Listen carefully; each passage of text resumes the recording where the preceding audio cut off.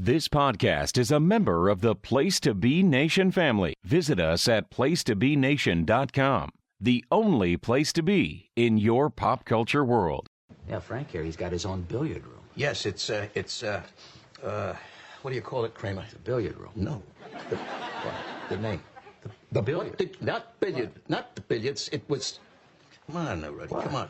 We call it the place to be. place to be. Yes, it's the place to be. Then I shall be there. This is the place to be here tonight. Time to play the game. Party people in the place to be. It's about that time. Place to Be Nation, Scott Criscola and Justin Rosero. This is the Place to Be Podcast. Very nice, Mr. Criscola. Oh, I'm sorry, Dennis. I think they might hit a shock wall. Actually, it's being John Akiyama is a better version of it. What do you think, Woodley? You can finally tell Grant Owens you found new music. I'll tell you what, I am impressed. Sharon Lois and Bram? Skidamarinky Dinky Dink? Yeah. Skidamarinky Doo? Hey, Nate, man, this is pretty much a highlight of my life right now. I had no idea you were going to be here. I wanted to drive that freaking hoe train of my whole youth. You're the man. And I thought he meant Nate Milton, the Godfather from Kings of Sport. Do you really think that's the Godfather? Yeah, I did. All you have to do is break out that fuck money. I ate the pop. Watch your mouth, you scraggly Canadian. That's a bit much. You, who murdered the dog with the sword, and I'm being a little too much. Yeah, I like big dick myself. I was just curious. 5 years! 5 years! We've been doing podcasts. And we have this. This is trash. To do worse than Josh Richer.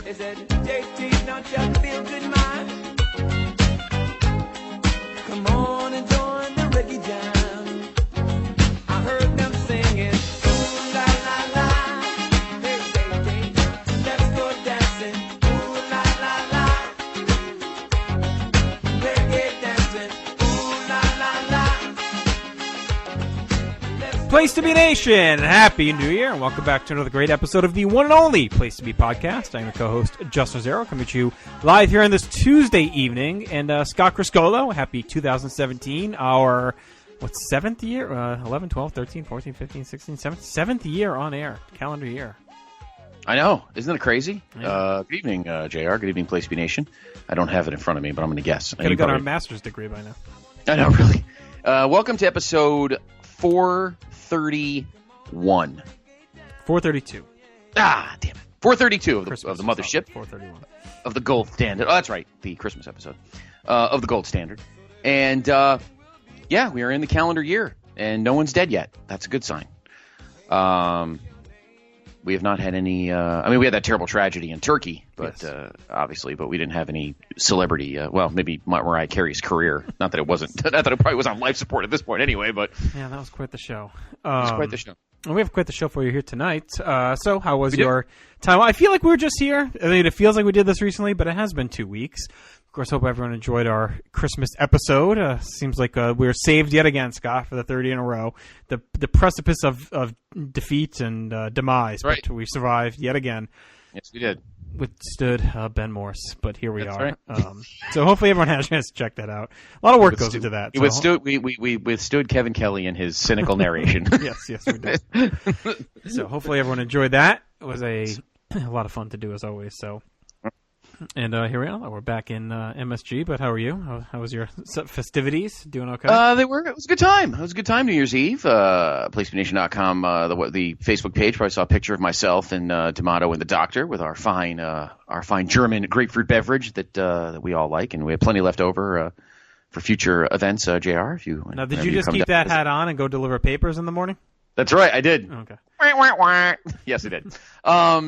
And no, it was a good time. A good crowd. And then I pretty much relaxed for the next couple of days, kind of chilled out, kind of recharged the batteries to get back into the groove today.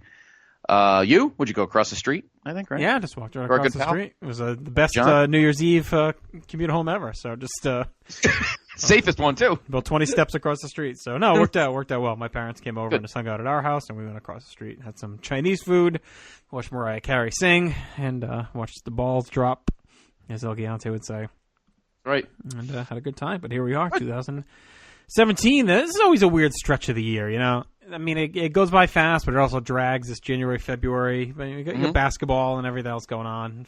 NFL playoffs, but really just I'm antsy now to get to the spring. WrestleMania come in, get out back out Flanagan Court, play some hoops. So this is that tough stretch now of the year. Yes, very envious of you because I've been really jonesing to run up and down, which I know you've done the last few days. I'm hoping my back is better by March. Dipping into the fountain of youth. It's like playing winter ball in the Dominican or whatever for baseball. Here you are playing in like what is this, like not the D League? What is it? It's the reverse NBA Summer League. You play in the NBA Winter League. That's what it was. My lord. The Arsonist Winter League. I definitely pushed it. I'm definitely too old to be doing what I did yesterday, but here I am. Second episode in a row, struggling with lower abdominal pain, but I'm fighting through it. Good. So yeah, hopefully we'll be in the spring before we know it. But here we are, Scott, in the winter, and we're back inside the Vintage Vault. We are. We're back inside our new offices on 33rd Street. Mm-hmm. And let us dive right in because we are post WrestleMania 1. I'm really excited about this stretch of shows, JR, because in the past, whether it's here on the Vault or written or whatever, usually we do WrestleMania 1 and then we scoot all the way ahead to the Wrestling Classic in November. And in the couple of Saturday Night's Main Events, but we had no idea what was going on in between. Well, this is fantastic because now we're going to go month to month into the Mecca and see what was going on between April and, say, October of 1985. We have the one Saturday Night's Main Event coming up shortly.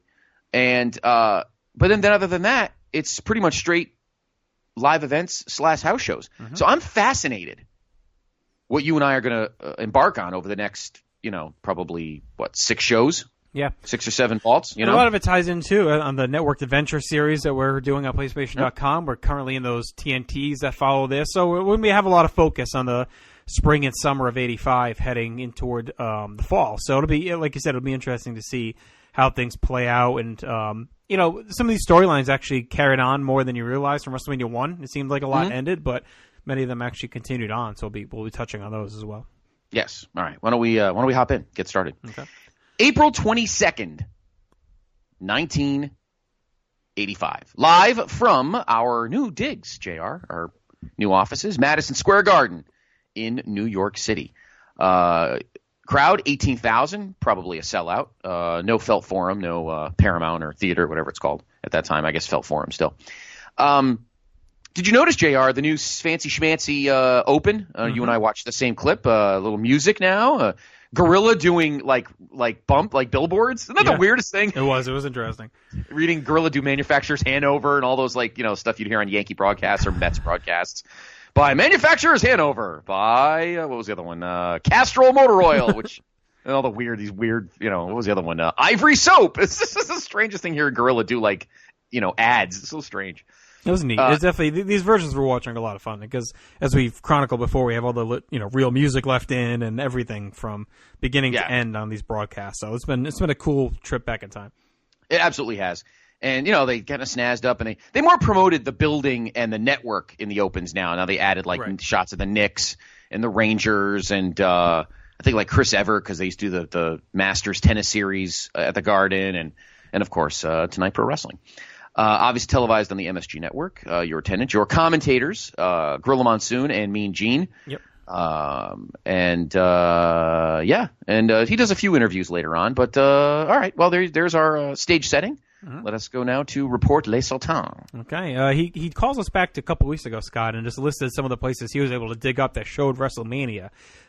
Closed circuit. The Boston Garden, the Worcester Centrum, the Plymouth Memorial Building, the Lowell Memorial Auditorium, City Hall Memorial Auditorium in Portland, Maine, and Chestnut Street School in Nashua, New Hampshire.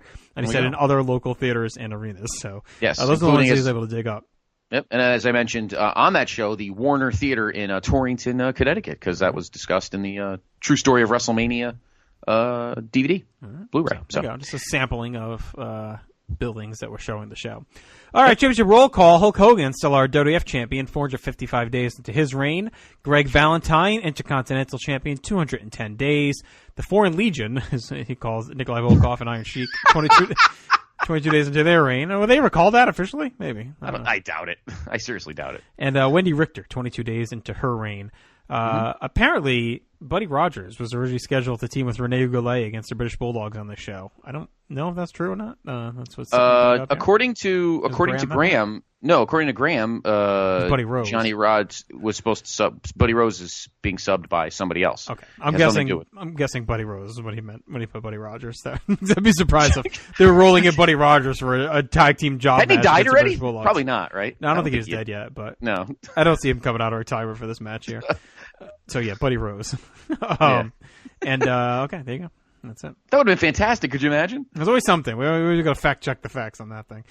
All right. So where do we lead off here, Scott? All right. I gotta look at this because for some reason, how long did he live till? All right. He died in 92. Okay, I thought so. Yeah.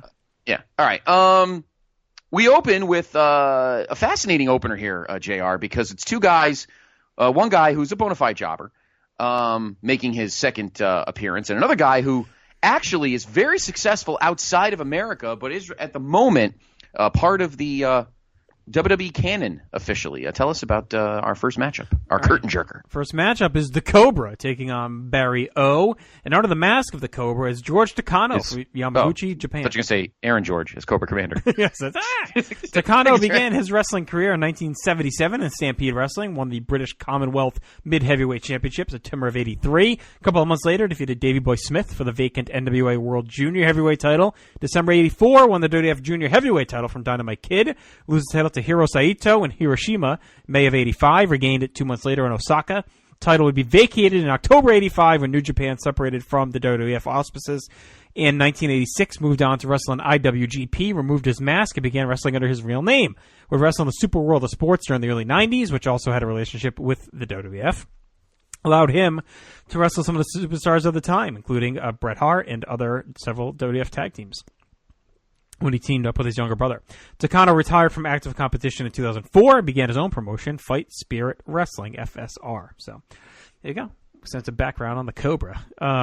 There's a kind of quite a bit of international flavor on the show, which I thought was interesting. Especially since nowadays they always go on that European tour after WrestleMania. I kind of found it interesting that they almost did a European import here on this show. Right. And Japanese, obviously. I should say foreign import. So, Gene and Gorilla on the call as usual. Interesting opener here. The WWF Junior Champion, Cobra, leading things off. Cobra has an interesting sports coat on, Scott. I don't know if you picked up on that. I was curious. He does, yes. He looked very Miami Vice-ish. Yes. Odd. Barry takes control right away, hammering away before slamming Cobra, dropping an elbow for 2. Barry gets a chinlock, quickly releases and clubs away with some more slinging Cobra hard to the floor. Barry catches him coming back in and yanks his neck across the top rope before shoving him to the floor. Cobra forces his way back in, but Barry goes right to work and goes back on offense, picking up a near fall. Barry hits a hard power slam and hooks a front face lock. Cobra twists free and turns into an armbar to a big pop. Cobra takes Barry down and drops a leg before slugging away, but Barry slugs him back with a right hand. Cobra comes back with a sunset flip for 2 and locks in a head scissors on Barry, allowing him time to regroup. Barry works free and grabs a side headlock, but Cobra reverses that into a back suplex and gets a small package for a close near fall. Barry drives Cobra to the corner with some knees, but Cobra takes him over with a backdrop and goes to work on the arm. Cobra lands an elbow off the middle rope as Gene questions how tight the ropes are, but Barry levels him on a charge and heads to the middle rope, but then misses a splash. Cobra pounces with a flurry and hits a leaping leg lariat for 2 that gets broken up when Barry gets his foot on the rope. The match resets from there with Barry stalling and begging off, and that led into a cheap shot right hand and an elbow drop for 2. Gorilla has been chastising the pin covers of both men throughout this one.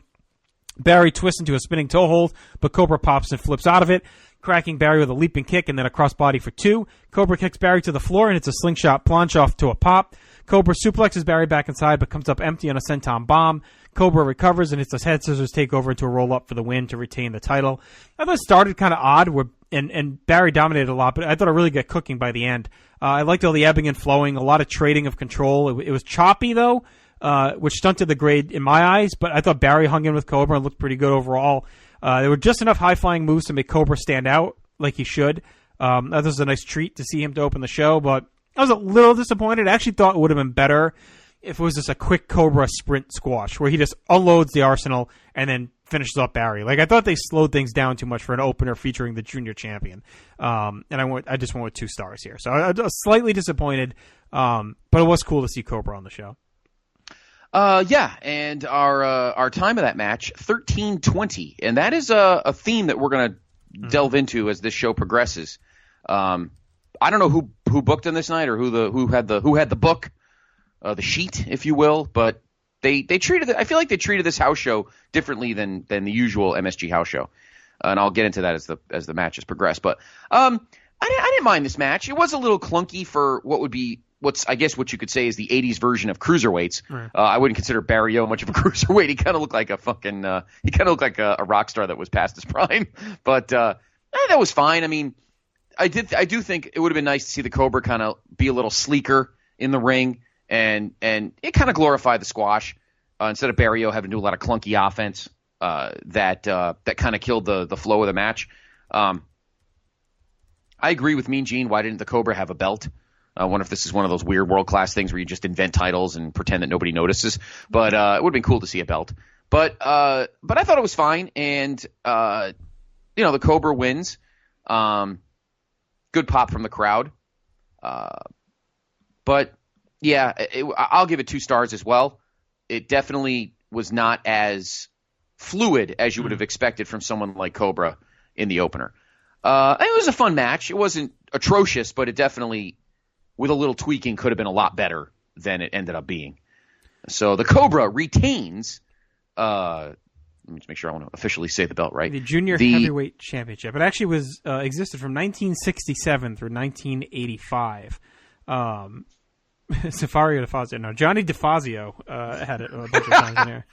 So Can you imagine his promos? I can't wait. This is going to be a great match. I'm going to knock you out, and then we're going to jump you off the top rope. So I'm going to jump off the top rope, and I'm going to have some potato chips. It's going to be a great match. Thanks. Bye. It actually started in September '65, but it looks like maybe it rebooted after that. I don't know. There's a lot of trading back and forth until it got vacated in '72. We're back in '78 when Carlos Jose Estrada defeated Tony Garea to reestablish the title, and from there bounced around. That's when Tatsumi Fujinami had it, and then eventually Tiger Mask and Black Tiger, and then Dynamite Kid, Cobra, Saito Cobra, and then be vacated in late '85, like we said earlier, when New Japan and WWF split off. So. And the belt would actually be brought back as a trophy for the first ever Super J Cup, won by Wild Pegasus in April of '94. So, we'll know who that was. Yes. And this is something that a lot of younger fans may not even realize that indeed the World Wrestling Federation did have a relationship with New Japan. A lot of people probably don't know that. A lot of these relationships obviously were leftovers from Vince Sr. I'm sure Vince wasn't just going to cut the cord. I mean, New Japan's New Japan. I mean, it's a wealth of unbelievable talent. You're not just going to cut that loose just to be a, pain in the ass. They're not. New Japan is not like, Portland or the AWA or whatever. You're talking about a pretty big promotion with a lot of talent that you could make a lot of good money on and have good exchanges. So, well, it beefs up shows like this too. It's a hook for these shows where, we have a title match, but if you really want to beef up the card, coming off Mania. Maybe wondering how many people are going to come. We just had the big show a couple weeks ago. But even other shows, when they wanted to kind of pop a house or pop a rating, they bring in this talent from overseas to help fill out the card a bit and mix things up. So I thought it was a cool appearance. And beyond him just being the junior champion, it was just cool to see Cobra and promote him that way. Like I said, I just wish they kind of let him open the, empty the tank a little bit more versus stay, I don't want to say they stayed grounded because they didn't. But I just thought Barry took too much offense in this one. Yeah, he did, and he just it broke up what could have been a very smooth match, which brings us JR to our second match, where I feel we had the same problem. Mm-hmm. Not as much because the two guys are both expert workers. One of them is an incredibly expert worker. The other is just rock solid and a veteran of our vaults now. But another guy who we talk about mysteriously in various shows around here, both on the PTBN Wrestling Network and definitely on the PWO feed. Tell us about our two guys in match number 2. Well, our buddy Matt Bourne, who we debated about quite a bit at WrestleMania. Yes. And the month before as well. Battles Tatsumi Fujinami, another import here from Japan, the legendary one, former junior heavyweight champion. Mm-hmm. And, of course, Mr. Fujinami began wrestling at the age of 17 in the Japanese Wrestling Association, made his debut in May of 71 under the tutelage of Antonio Inoki. When Inoki was fired from the JWA in late 71, Fujinami and other wrestlers left as well, helped Inoki form New Japan Pro Wrestling. During his early years in NJPW, he was primarily used as an opponent for debuting rookies. Began making a name for himself in the late 70s, traveled to the UWA in Mexico and Jim Crockett, entered the WWF in 1978, winning the junior heavyweight title. which he took back to Japan. The title would become the premier junior heavyweight championship in Japan. In late 81, began wrestling in the heavyweight division, though it would be the late 80s until he would see success there. From 88 to 90, captured several titles, including the NWA Pacific Northwest heavyweight title, the WCWA World Heavyweight title, and the IWGP Heavyweight Championship. Late 1990, won the NWA World title from Ric Flair, becoming the first wrestler to hold both the IWGP and NWA championships at the same time. Lost that back to Flair at WCW Super Bowl I. In 2006, after 35 years of the company, Fujinami left New Japan, began running Mugo World Pro Wrestling, which has since changed its name to Tradition. In March of 15, Fujinami was, of course, inducted to the WWE Hall of Fame and became the official ambassador for the company in Japan. So, cool to see Fujinami here. Of course, Scott, we saw him a few weeks ago during that vape freezing videotape wing session we had with the good old Will from Texas. Right. Back in That's Texas. right. Yes, So, that was interesting. Of course, seeing some more vintage Fujinami versus kind of the glimpse we get here. So another treat, another import. Before I get into the match, were you surprised that they rolled him out second here? That they have these guys back to back, and that they didn't kind of save him for later on the card?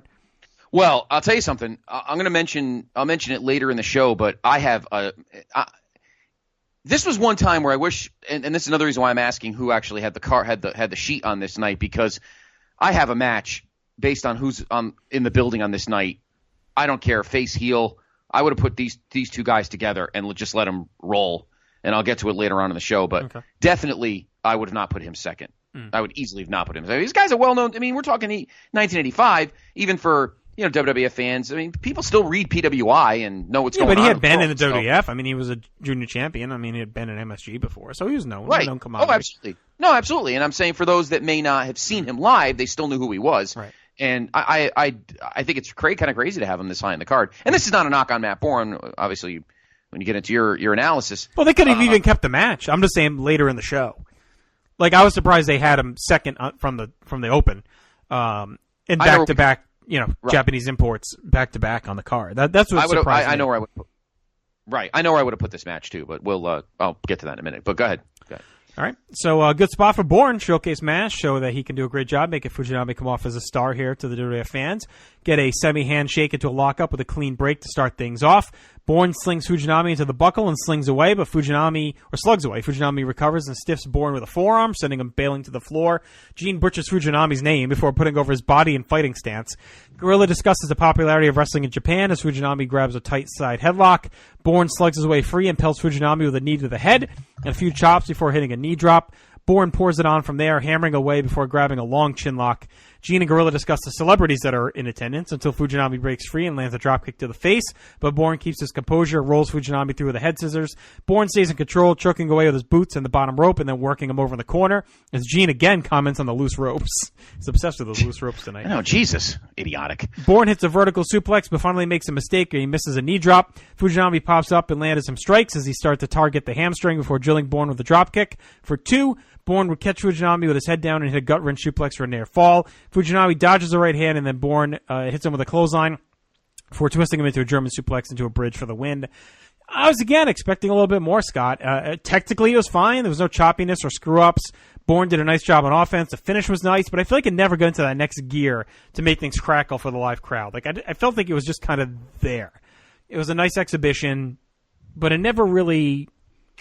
it never really switched gears into that next stage of what they could do. It just felt like a routine house show match in many ways. Not anything special despite the involvement of Fujinami. So to me, it wasn't presented in any kind of special way. And maybe because we're picking it up here and we haven't seen a lot of him. I mean, I didn't dig back to see how often he was in MSG. Maybe it was more routine. But to me, it felt like it was our first time seeing him. It felt like it should have been a bigger deal and not quite what I thought. But, I mean, it looks like I'm digging through like 80, 81. I mean, it looks like he was there quite a bit. 82. Actually, hang on. That's Fuji. Let me see. Fujinami. No, okay. So he was in 82 and then 85. And this was his first appearance. He was in a bunch in 80 and 81. And then it was his first appearance since 82. So, I mean, he hadn't been there in almost 3 years. So, a little surprising that it didn't seem hyped even on this night. Like it just seemed like it was just kind of there. So, that surprised me. Yeah, how I worded it in my comments is that this could have been a much better match if there wasn't so much, quote, WWF crap Like, instead of they should have treated this match a little differently than you would your everyday run-of-the-mill MSG house show match. I feel like this match needed to have some more juice to it, have some more pomp with it, and kind of give Matt Bourne his due, because he's a good worker. He dyed his hair ultra blonde for this one. He was definitely a little more platinum than he was at WrestleMania. But, it's Fujinami. Come on. I would have definitely have kind of changed the thinking of this match here and given it a little different spin, and had Fujinami kind of rock Bourne around a little bit, let him get his offense in.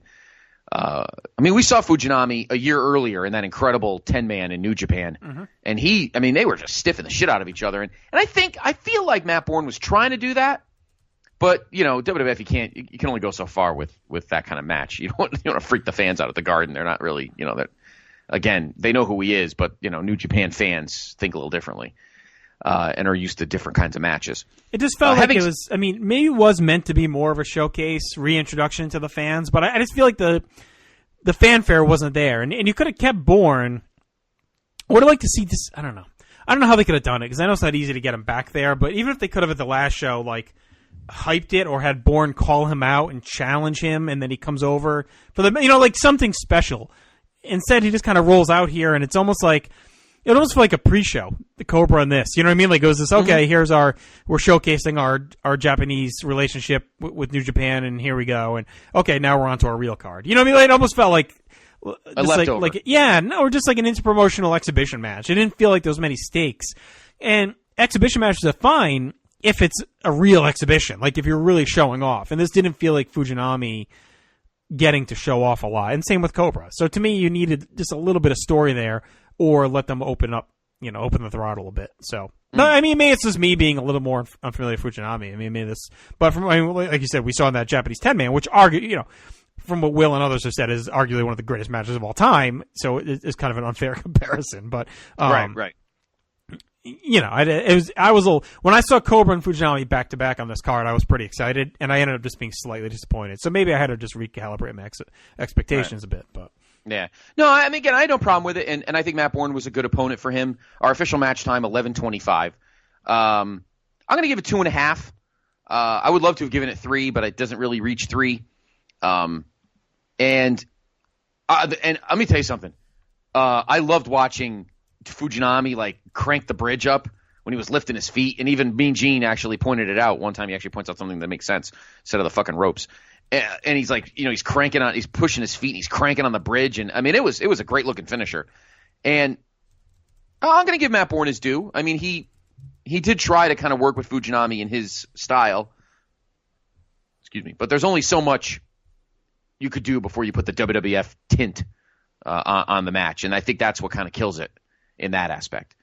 So Tatsumi Fujinami wins again in 11:25, but I would have probably rebooked this card a little bit, and I would have had a better opponent for him if you think outside the box. But we'll get to that in a few minutes. Mm-hmm. Next up, JR, we go backstage, right? Our first backstage interview? Yes, Gene does head backstage to chat with King Kong Bundy and Jimmy Hart. Pretty standard interview. They put over Bundy's size and claim a win tonight is just another stepping stone to a match with Hulk Hogan. Hulk Hogan all the way. Which brings us to our third match, JR. Speaking of King Kong Bundy, making his return after trip to the hospital, perhaps? yes, actually. The Sweeter returns. Yes, he's back. Good old Swede Hansen. Can't go wrong with the Swede dog. So, there we go. Swede Hansen.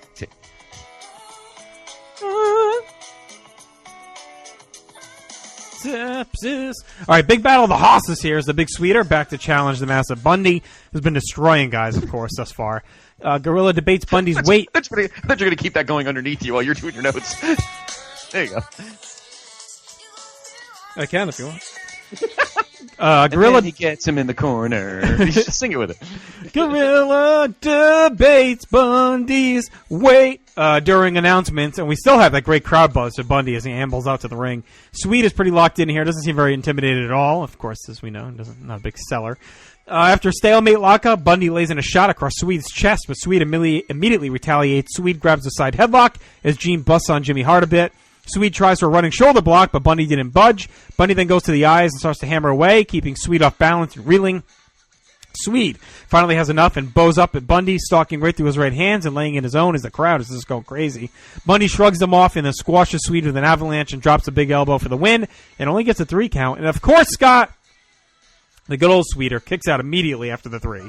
Asshole. This wasn't as fun as our previous squashes. That meandered much too long. It was cool seeing Bundy struggle with another big man before just overpowering him for the win. So in many ways, it was impressive. But, again, I thought Swede just gave too much. No one wants to see that jackass fight back against Bundy. Really? And then kicking out after 3, I hate so much. So, I don't know.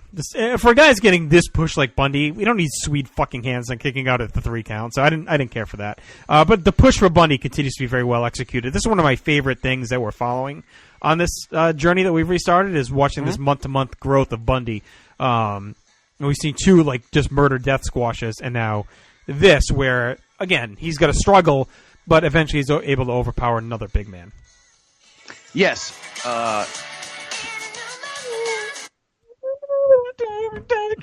He kicks out at the 3 count. Shortest match of the evening, JR, just 4:27. What do you have for a rating here? Oh, dud. A dud. I'm going to give it a dud as well because the vintage Swede dud. Yeah, Swede dud. It's the sweetest dud. Fucking Sweeter. Come on, man. The guy weighs twice the size of you, and you're a fucking old fart with stupid fucking overalls. Just take the job and move on, will you? Christ's sakes, you're lucky you're getting a paycheck still. Just so sad. Just crush him. Just crush him. Mm-hmm. Bundy's looking so great here right now. God forbid he goes for the. Imagine if he went for the 5 count and Swede forgot. I know, right? It wouldn't shock me. He probably refused to lay down for 5. No, I can't do that. Got to protect the Sweeter's gimmick, brother. Brother. Got to protect me for those TNT skits where I'm eating Hillbilly Jim's mom's food. What's it? Where I'm eating Hillbilly Jim's mom. Hillbilly, we've got something to tell you. Why do you think we're from Mud Lick? Anyway. We have one more appearance of the Sweeter. I know we thought this was maybe his last one, but he's got one more in a couple months. So okay. Yeah, I mean, Bundy did the best he could. I mean, I'm not going to fault him. I mean, you know, what are you going to do? You know what I'm saying? It is what it is. It's not really not much more to say. It was a sloppy squash, not as dominant, but I mean, I will give the Sweeter this. He's not, you know, fucking Terry Gibbs or any of these other humps or Jose Luis Rivera. I don't mind a little pushback because he is, you know, not, you know, he's probably a notch below SD Jones, but a notch above, you know, fucking Paul Christie. But kicking out at the 3, that's bullshit. Sorry, this isn't 1978. You're not getting a title shot. So just do your job. So King Kong Bundy wins. Again, your match time 4:27, the shortest match of the evening, which says a lot actually. And Bundy wins and continues his ascent, if you will. All right, next up we have our first tag match of the evening, and actually a pretty solid little tag here with another up-and-coming brand new tag team on the scene, JR, and 2 experienced veterans. Who do we have? The first appearance, Scott, of the British Bulldogs, Davey Boy Smith and Dynamite Kid here at MSG. Both teams' members began their wrestling careers in the 1970s in England. 2 were invited to Stampede Wrestling by Bruce Hart, started a bitter rivalry in the promotion. 1984, they went to New Japan to continue their feud along with Cobra over the NWA World Junior Heavyweight Championship. After wrapping up their feud, the duo began teaming as the British Bulldogs, soon leaving New Japan for the rival All Japan. McMahon purchased Stampede in 84. They joined the WWF and then continued touring with All Japan, but later in the year would become exclusive to the company.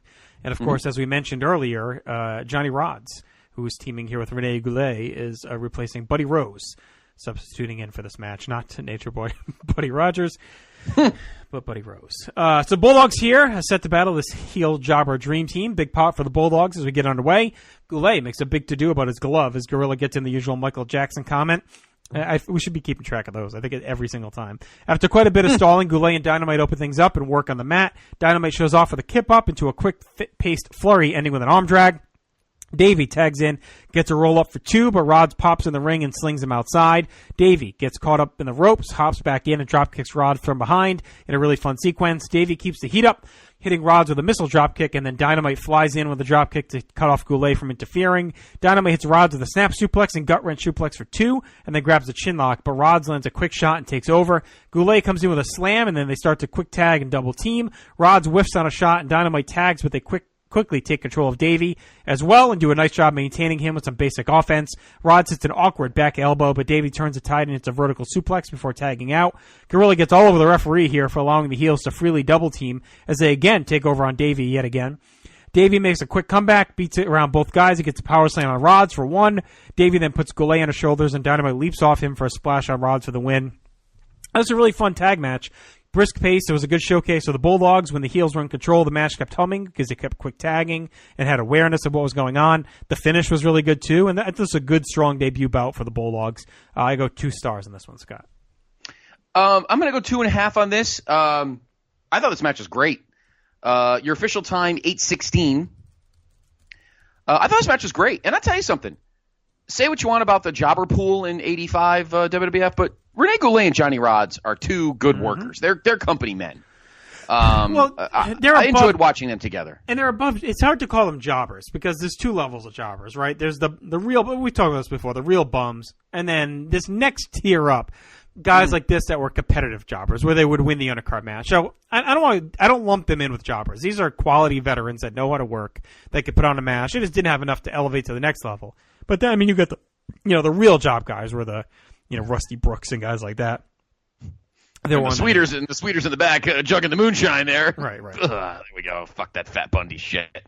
No, absolutely. And I thought this was a great match. And I think these 2 guys were good for the Bulldogs. Bulldogs obviously very stiff workers anyway. And Goulet and Rods aren't going to fuck around. So I think they went in. I think it was a great 8-minute match. Nice work. Fun back and forth. And the Bulldogs are here, and I think they're a great import and a great addition to the tag division. There's really not much to say. I'll give it 2.5 as well. It was just really solid, and I love watching this second tier of jobbers work together. I shouldn't say that. Second tier of veterans working with these young guys. Now, this is the opposite of what we just saw before. Renee and Johnny gave, the unpredictable one, gave, Davey Boy and Dynamite a good run for 8 minutes, but in the end, did the right thing. Right. Whereas Sweeter bumped around a little bit, had to get his offense in, and then kicked out at like 3 1/8. I mean, that's right. bullshit. And no selling a lot of shit. Like, no, these guys are out there busting their asses, and it's a cohesive match. And you got to separate two. We're a lot in the mindset of TV world and everything else, but it's okay sometimes that these matches aren't straight squashes, that these veterans do get some offense in. I know we talked about it earlier with Cobra, but in a match here, you think, Bulldogs need to look strong. If they still look strong, they can still get beaten up a bit and then battle back and win. And that's where the benefit comes from building up a Rods or Goulet, winning sometimes on the undercard, picking up opening show matches, stuff like that, so it can have them better positioned to be able to put over guys like this, and it looks believable when they sneak in some offense. You can't have a true jobber, eat up 2 or 3 minutes of offense and be believable, but a guy like Goulet or Rods easily can. And I thought they looked pretty good together. I thought they actually worked well as a unit. In another lifetime, maybe they actually move out the card as a team a little bit. I don't know. But, yes, the Bulldogs are a great import, a great addition. I am interested, though, Scott, how they mesh with Windham and Rotundo, because I don't want to say they seem similar. Kind of a similar act, though. They don't really have the I don't want to say beefcake look, but like the pinup model look that Rotundo and Windham are kind of pinned with. Right. But a high energy, up and coming young face team, a lot of good tag work and chemistry. So it'll be interesting to see if they affect the push of Windham and Rotundo as we move along. Yeah, I am too. Davey Boy and because there's really, I feel like Windham and Rotundo are more even in terms of ability, in terms of wrestling type. Like obviously Davey Boy's the power guy and Dynamite's the technician / high flyer.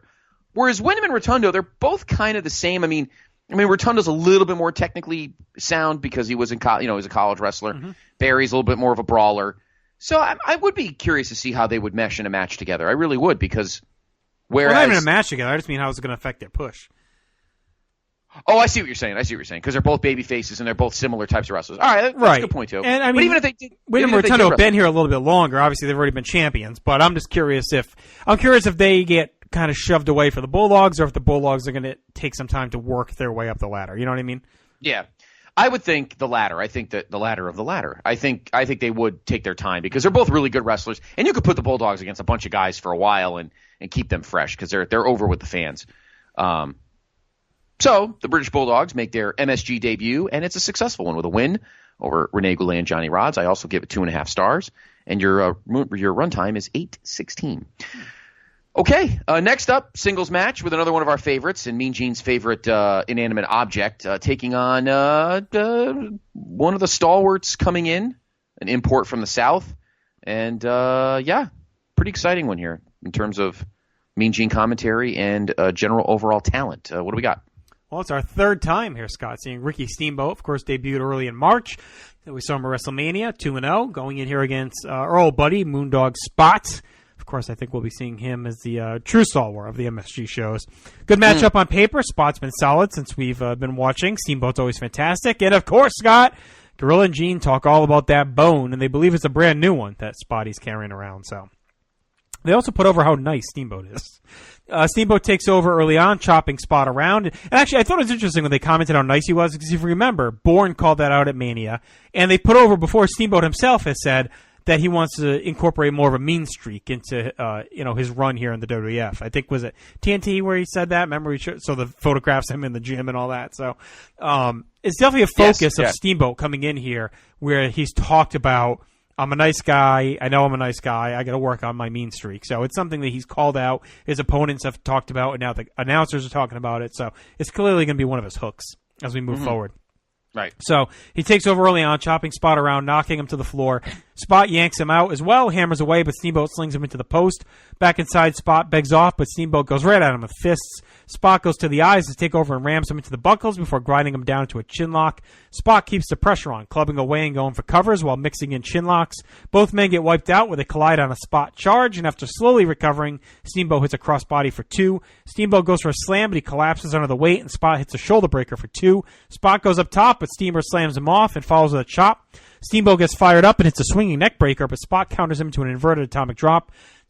Steamboat chops his way back into it and hits a high crossbody for the win. I thought this was a rock-solid match, as always, Scott. Spot continues to be a good hand on these shows. Steamboat gets to show off his selling and offense, and is a good way to have Steamboat continue to climb up the ladder. I went 2 stars right across the board so far tonight, pretty much. Yes.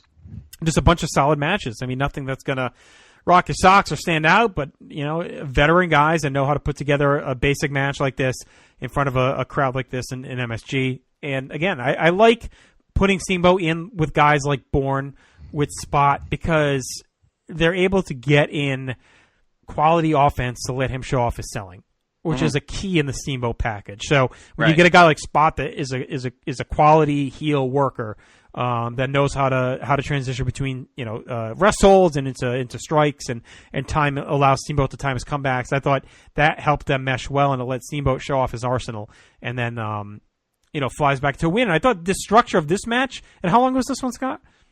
This match was 7:24.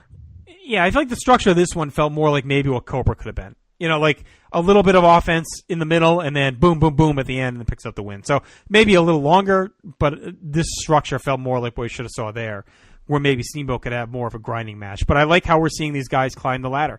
We're seeing it with Bundy, and now we're seeing it with Steamboat, and the Bulldogs being introduced. And the best part about the company this time, Scott, and we're seeing it here, is the way they work. They have dedicated plans and paths for these guys. You know what I mean? Mm-hmm. Like it's cool to see these guys debut, and what adds a lot in the way we've structured the show and doing the MSG house shows, we're getting to see the growth, because the MSG shows are a barometer of what's going on in the promotion. So we're seeing the month-to-month growth of these guys, whereas if we just did the pay-per-views or even the Saturday Night events, the jumps in time don't allow you to feel the gravity of how they work their way up the card. And I think we're already seeing those dividends being paid in just watching the way Steamboat and Bundy have been introduced and worked up.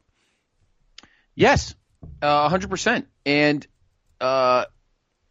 Steamboat, I like that he hasn't really thought of his WWF persona yet, because he still has he actually had these alternate teal tights tonight. Right. And the swank satin jacket. I think that was his gym on the back.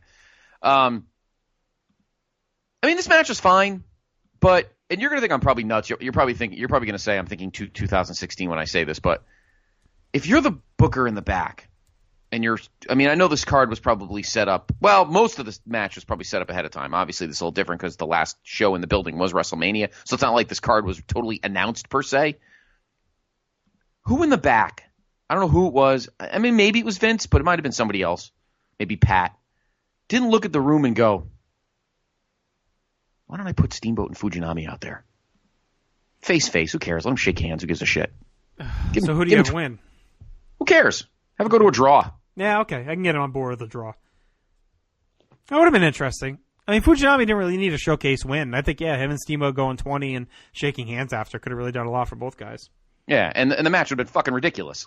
Right. Having said that, I understand why they didn't, because back then you didn't really think outside the box like that in the WWF, particularly these MSG house shows. Bad guys are bad guys, good guys are good guys, and that's that. Sometimes I think you got to think outside the box, particularly when you bring in these imports that you don't get to see all the time. In any event, I like the match. I'll give it 2 stars as well. But these are fun 2 stars. You know what I mean? Like, they're good sprints. The commentary's been solid.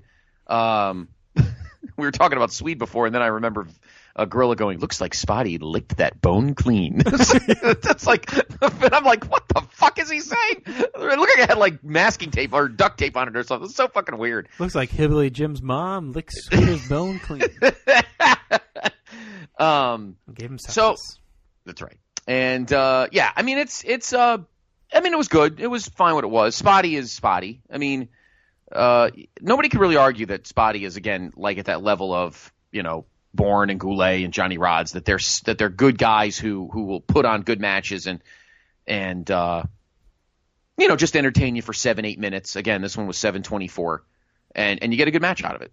So I'll give this 2.5. But just thinking about the possibility of whoever was in the back just going, you know what, Vince? I got an idea. They're both good guys. Give the fans something a little different. Throw out Steamboat and Fujinami. Give them a 20-minute draw and see what the hell happens. Who knows? It may go down as one of the greatest of all time. Mm-hmm. You had heel Brett again. Well, not really heel, but a couple years later, you'd have kind of tweener Brett against Mr. Perfect. Why not? Whatever. It's something different for the fans. You can put the heel face kayfabe thing away for half an hour and just do something entertaining. But again, I mean, hindsight's 20/20. Maybe if Steamboat was a little more established, you could see it, because I think they still saw these shows as ways to get him wins. But I do think a draw with Fujinami does just as much for him as a 8-minute win over Spot. So I know I like the idea. I mean, I think it's unique, and as long as neither guy, because you're not going to bring Fujinami in here just to lose, and you can't have Steamboat lose. Yeah. So I think a 20-minute draw to open the show would have been pretty interesting. Yeah, and again, if this was to look at that, if you bring Fujinami, I mean, it's a shame that the New Japan deal fell through, because if you could bring Fujinami back in '86, holy shit, that would have been fantastic. But in any event, Ricky Steamboat gets the win over Spotty in 7:24. All right, next up, JR, our first, our only title match of the evening, but it is the big one. And before that, though, we actually get a highlight package, Scott. Oh, yes, the local package on it. Let me think. It had to have been probably Channel Bruce Beck, so maybe Channel 4.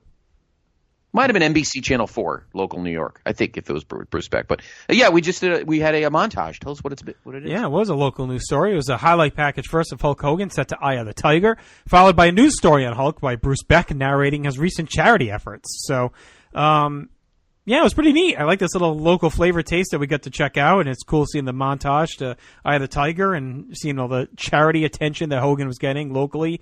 And it seemed like the ties really were strong with New York, Scott, at this point. It was like New York in general seemed to be very proud to be tied in with the WWF. Like you said, they had him alongside the Knicks and the Rangers in that opener. They're doing local stories on Hogan. They seemed very tied in together. The legacies, and Beck was actually with MSG at that point, 82 to 94. So the story was probably for MSG. It might have been for the show, but who knows? But it was for MSG. He was with them at that point. Okay. I know later on in the 90s, I know he went to NBC4 at some point. But all right, interesting. Okay, which leads us, JR, to our match here. Yes, and it's Yep. Go ahead. No, sorry. Go ahead. No, I was going to say, as he puts the World Wrestling Federation Championship belt on the line for the first time since the war to settle the score. Who do we have tonight? Well, of course, Hulk Hogan, our world champion, coming out of WrestleMania, saw several feuds going on. Main feud with Piper and Orton, still raging, but he had this mini feud going on with different guys on and off. And the one tonight begins with the magnificent Muraco as the challenger, and a big time elevation for Muraco. Since he has been rebuilding himself since the layoff. So again, a year ago or a year and a half ago, not a big elevation. Muraco's IC champion, being pushed up the card. But we just saw him return. He kind of has that one reboot match, and then here he is, thrust into this post-Mania feud with Hogan. So, big-time stuff for him. Of course, alongside Mr. Fuji. Mega pop for Hogan and Eye of the Tiger as the roar just sustains as the match opens up. Just this buzz that just keeps going. Hogan wins a quick lockup and knocks Muraco to the floor with a high knee. Muraco laughs it off and slowly gets back in the ring as Hogan grabs him and works over the arm. Muraco tries to elbow his way free of the hold, but Hogan hangs on and then drops down and takes Muraco into modified STF and then into an armbar. The crowd is just bonkers here, consistently roaring the whole time. Muraco keeps trying to break free, but Hogan's able to get back to the arm every time. Hogan's all over Muraco, showing some really neat counters and reversals to keep the champ or the challenger off balance. Muraco finally is able to catch a glancing low blow to break the hold, and then drills the hamstring and wrenches Hogan down to the mat. Muraco goes right to work on the leg with a very focused attack. The crowd is working hard to rally Hulk as he hobbles and kicks his way back into control. Hogan slams Muraco into the buckle and slams him into it slams him with a clothesline. Hogan slams Muraco but whiffs on an elbow drop as Muraco catches him with the Asiatic spike. Muraco chokes away as Fuji gloats at ringside. Muraco then goes to the inverted pile driver, but Hogan kicks out of it to block before hulking up. MSG is exploding as Hogan gets to his feet and hammers away at the challenger and then kicks him to the floor with a big boot. Muraco yanks Hogan to the floor and the champ unloads punches, fending off Fuji as well, which allows Muraco to slug the champ from behind and crawl into the ring for the count-out win. I thought this was a really good hot finish to set up what will be a very hot rematch. I thought both guys cut a nice pace. Muraco was not lazy here at all, which of course is one of the big criticisms against him. I liked the fake comeback in between the heat segments. I thought the pile driver tease was well done too because he didn't hit it this time. You saved that for the rematch. I thought it was a good title match. I thought Muraco looked like a strong threat. The crowd was fucking insane, like super fantastic at this one. I went 3 stars on this, Scott. I thought it was a very strong, Hogan formula. I'd say non-formula title defense. I didn't think there was much Hogan formula here at all. Actually, he works the mat a lot early. Muraco gets the double heat, and then we get the count-out win. So I thought this was a really nice story one in what will be a series between these two. And I love how they saved the pile driver, and I like how Muraco gets the count-out win instead of doing a double count-out or DQ with Fuji or something. I like that Muraco actually gets the win to justify the rematch. I'm you're gonna think I'm nuts. I'm gonna give it 3.5. I'm gonna give it an extra half star. This match was I really enjoyed it. It was a lot of fun. Crowd was hot.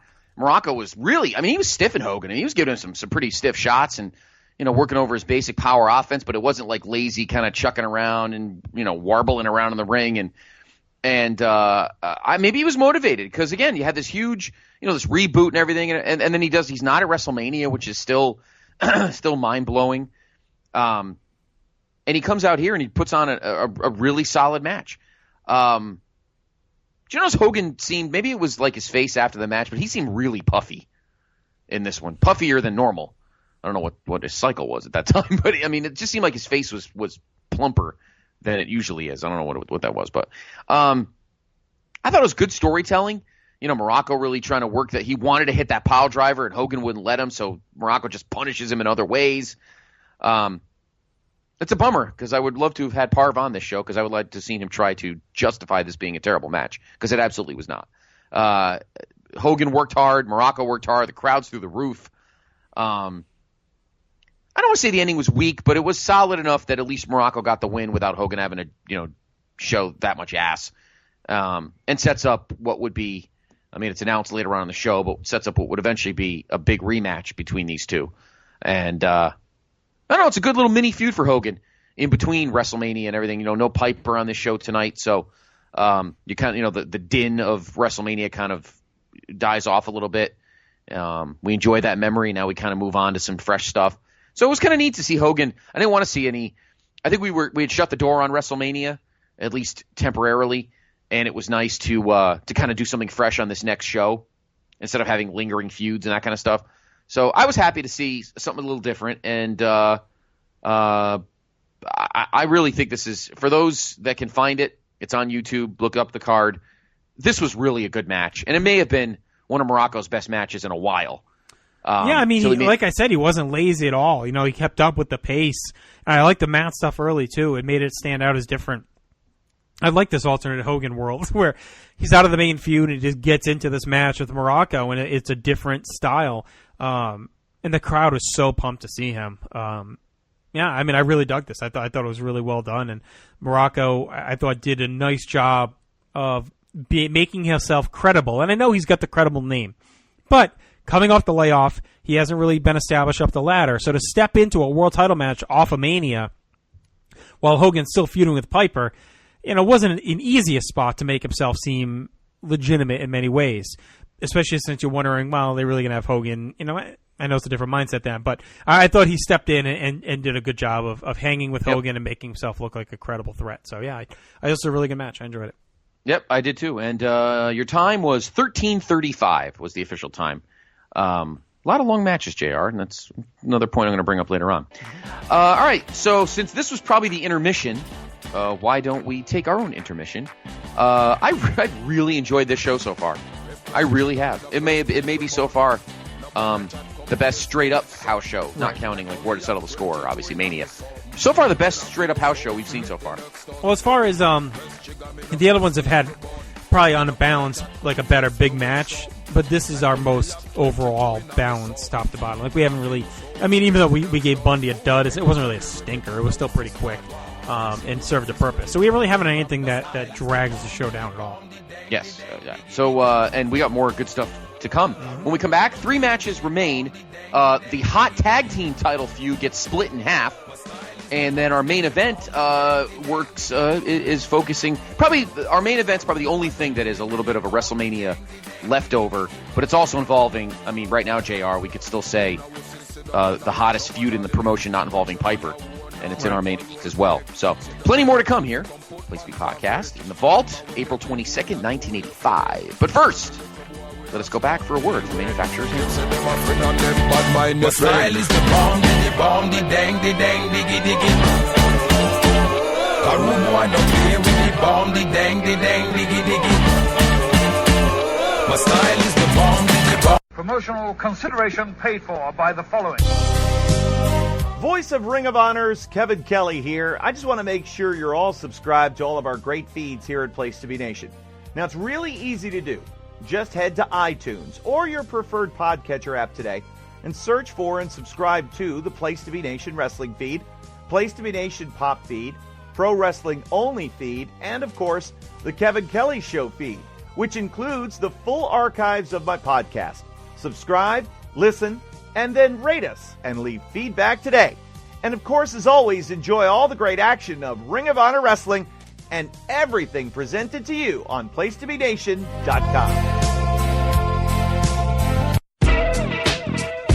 Place to Be Nation's JT Rosero here, and I want to let you know that we have a ton of great podcasts available to you on iTunes, Stitcher, Google Play, and PlaceToBeNation.com, and we offer them to you across 2 great feeds. On the Place to Be Nation Wrestling feed, you can check out Scott Criscolo and me on the Mothership, the Place to Be Podcast, with our famous Vintage Vault pay-per-view reviews. PTBN also covers current-day wrestling with the smash hit clotheslines and headlines, our steady veteran main event, and the beloved monthly pay-per-view reaction shows with immediate feedback on all Pro Wrestling Super Shows. We live wrestling's past with our monthly pay-per-view rewind series led by Ben Morse, the always contentious Dangerous Alliance podcast, and Survey Says, a fun look back at the good, bad, and ugly of WCW.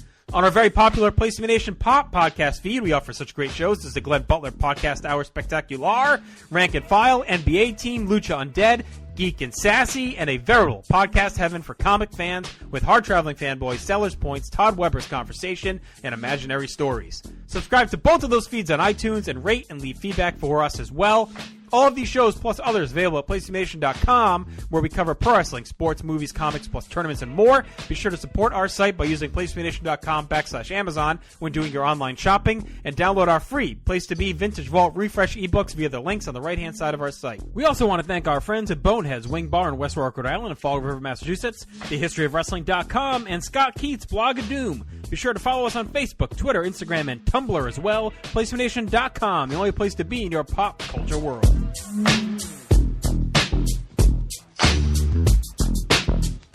PWO PTBN feed has changed its name. Now it will be known simply as Pro Wrestling Only, so it should be easier to find and indeed to say. All of your favourite shows are still here, including Where the Big Boys Play, Letters from Kayfabe, Titans of Wrestling, Tag Teams Back Again, This Week in Wrestling, and many, many more, including our full archives of tremendous content. So make sure you subscribe to the Pro Wrestling Only feed today. This is J.J. Dillon, the leader of the Four Horsemen, and you're listening to Place to Be Podcast.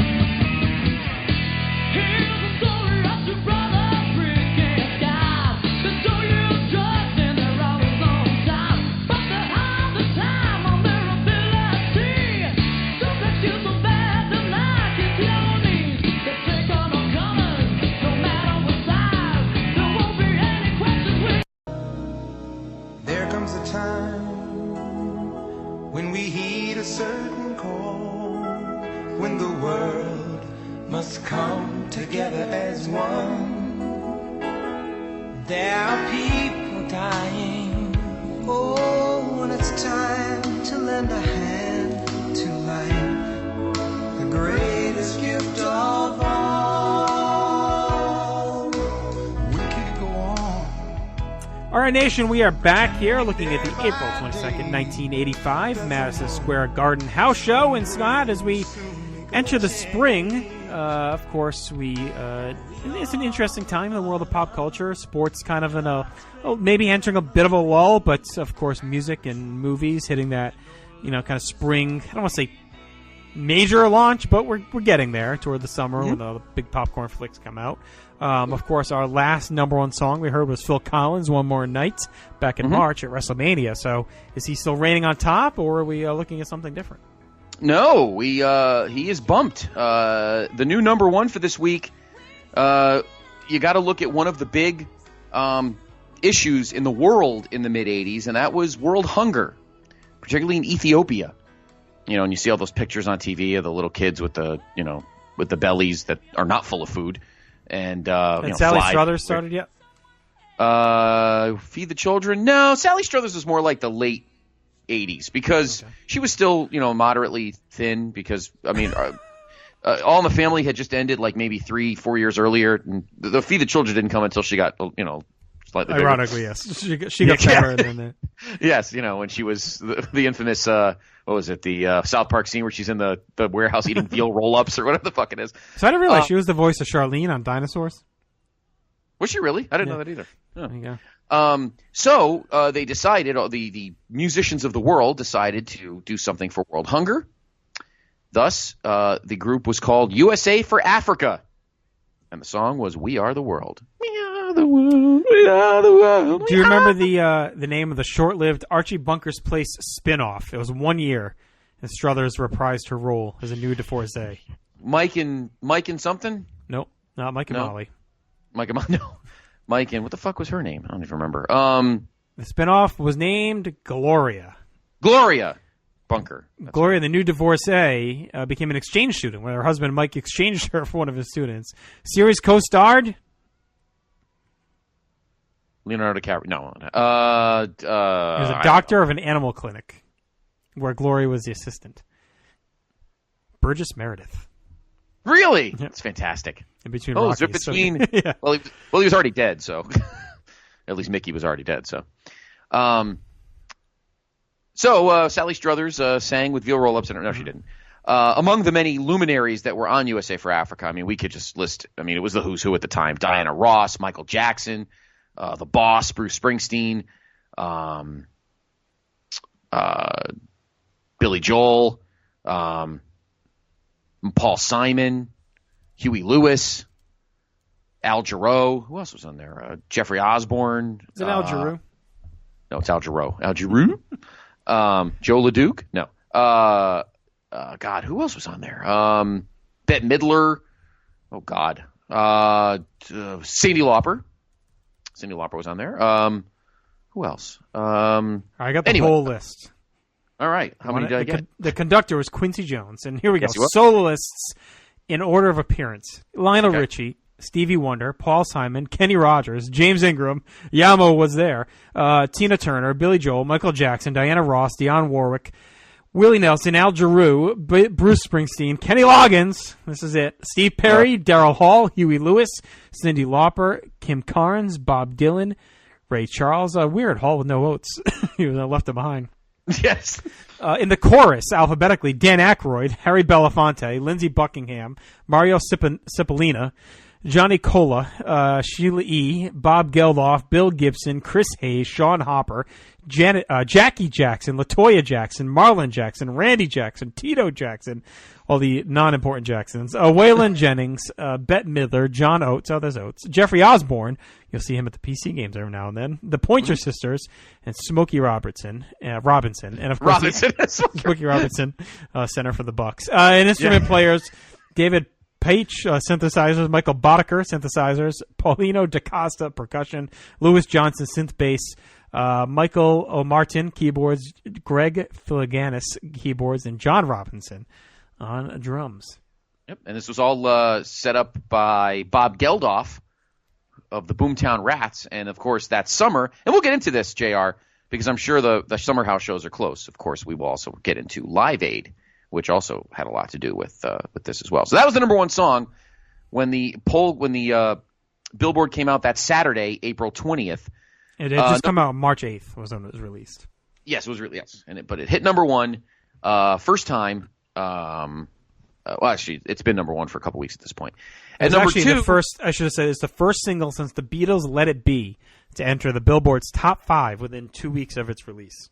Mm-hmm. Yeah, it was a big deal. I had the cassette. I got it for my birthday. I remember that year.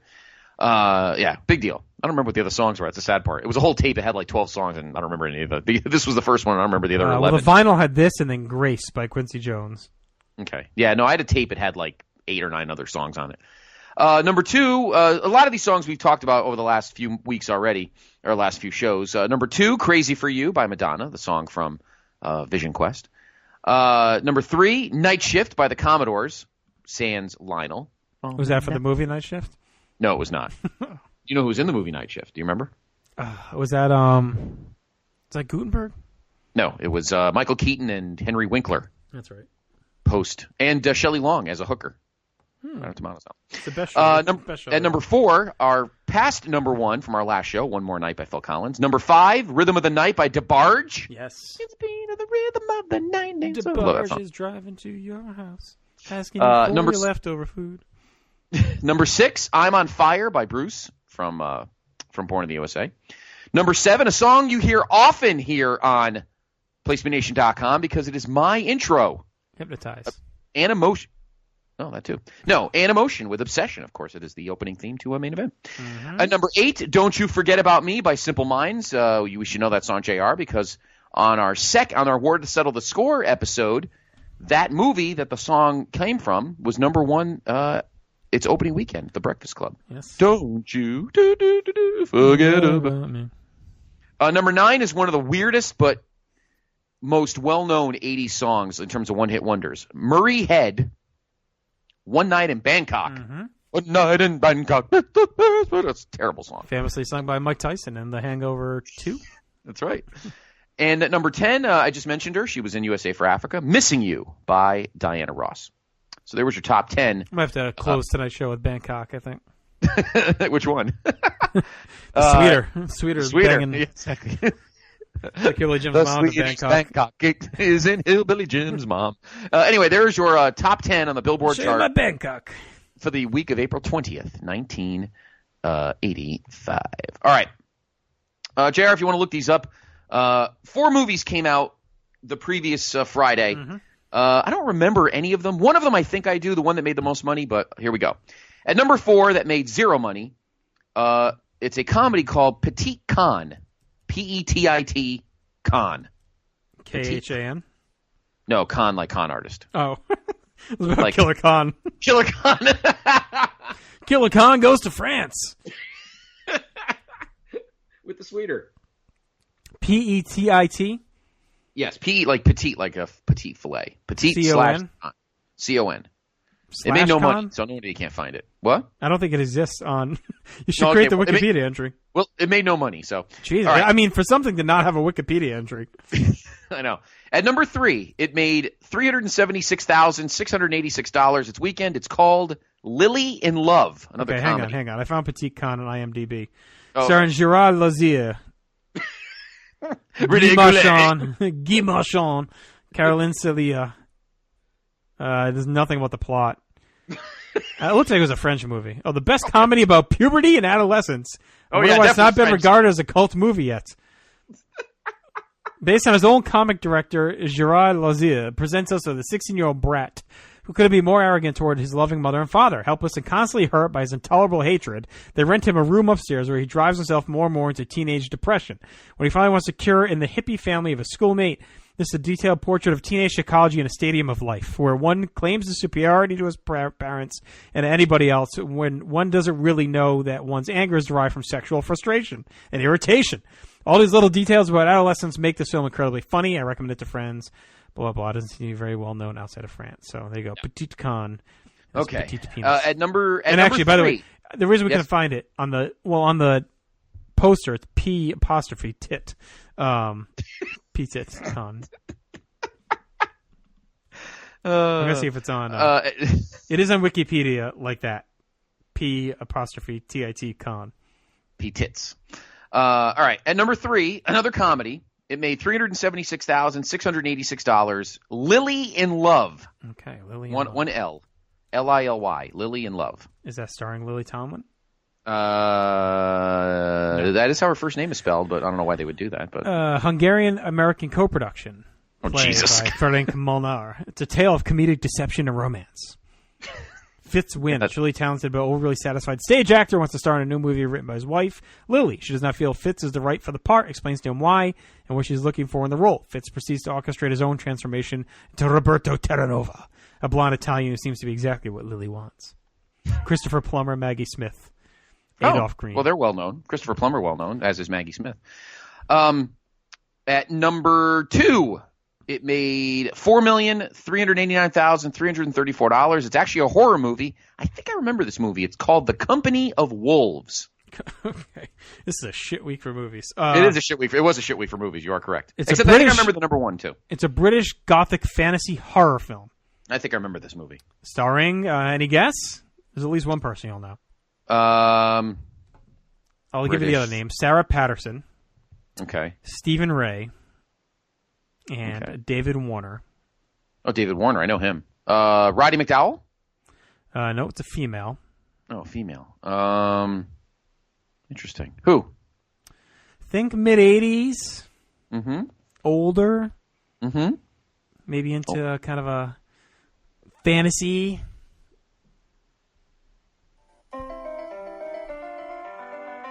Oh! It's 4 o'clock. It is. Coming up next on Monday Night Raw. That's a... Or it'd be you walking over to my desk as it's blasting on the TV behind me.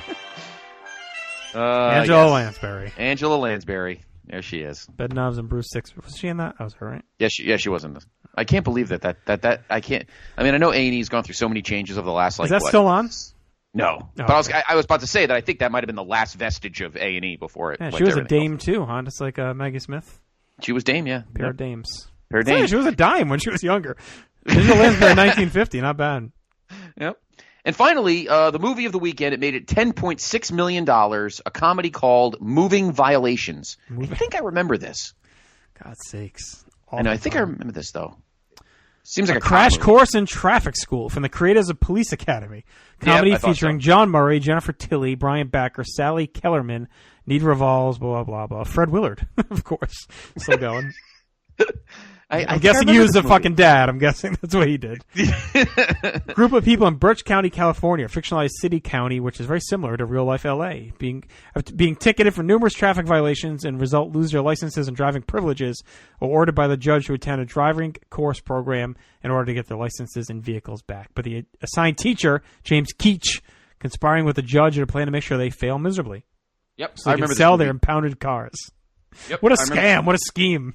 Yep, such an 80s heel thing. I remember this movie, actually. I remember it. It was funny. It was a cute How much money did the fucking town need? They had to sell these shitty impounded cars. I know, really. Anyway, that was your top movie of the weekend. That was your top release that weekend on Friday the 19th. I'm surprised they didn't bring in Angela Lansbury in 1950 to Gorgeous George or something. She's not bad at that point, I'm telling you. Yeah, no, it was a rough weekend. It's like a D'Amato 10, Angela Lansbury in 1950. Yes. Why wasn't Angela Lansbury in Letite? Born in 1925. She's 91, Scott. Still going. I cannot believe she's still alive. Wow. Well, she did write about murder. I think she should have been on with D'Amato in Letite. All right. Major League Baseball, of course, and yes, Letite. Major League Baseball in full force on Monday, April 22nd, JR. The Yankees, your Bombers, had the day off. The Mets beat the Cardinals in Busch 7-6. So the standings at this point, obviously very early in the season. The Tigers lead the East at 7-4. Remember, there were only 4 divisions back in those days. The Tigers lead the East at 7-4. The Angels lead the West at 8-5. The Mets lead the East, the National League East, at 9-3. And the Reds lead the West at 8-5. Your New York Yankees were 5-5, a game and a half out. So obviously very early in the season. In the NBA and NHL were both in the playoffs. There were no games on this day, but we were right in the middle of the first round. The East was top 4 seeds blowing everybody out. Celtics led the Cavs 2-0. Remember back then, the first round was best of 5. Mm-hmm. Pistons led the Nets 2-0. Bucks led the Bulls 2-0. That was Michael's rookie year, I believe. And the Sixers led the Bullets 2-0. In the West, only one team had a 2-0 lead. That was the Lakers, big shock. They led the Suns 2-0. Meanwhile, the other 3 first-round series, Jazz Rockets, Trailblazers Mavs, and Nuggets Spurs were all 1-1. And in the NHL, they were in back then it was called the Division Finals. Today would be the Conference Semis.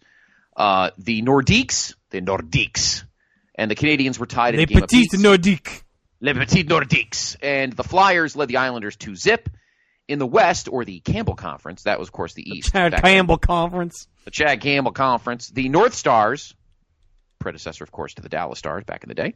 North Stars and Blackhawks tied at 1, and the Oilers, who I believe were the defending world champions, led the Jets 2-0. Unless Thrashers, I don't care. Speaking of the Jets, our last note, and then we'll head back to the Garden. 1 week from that following Tuesday, which would have been the 23rd, was the next day. So the 30th, JR, was the 1985 NFL Draft. Can you remember who the number 1 pick was? I will start the sentence, see if you can finish it. With the first pick in the 1985 NFL Draft, the Buffalo Bills select...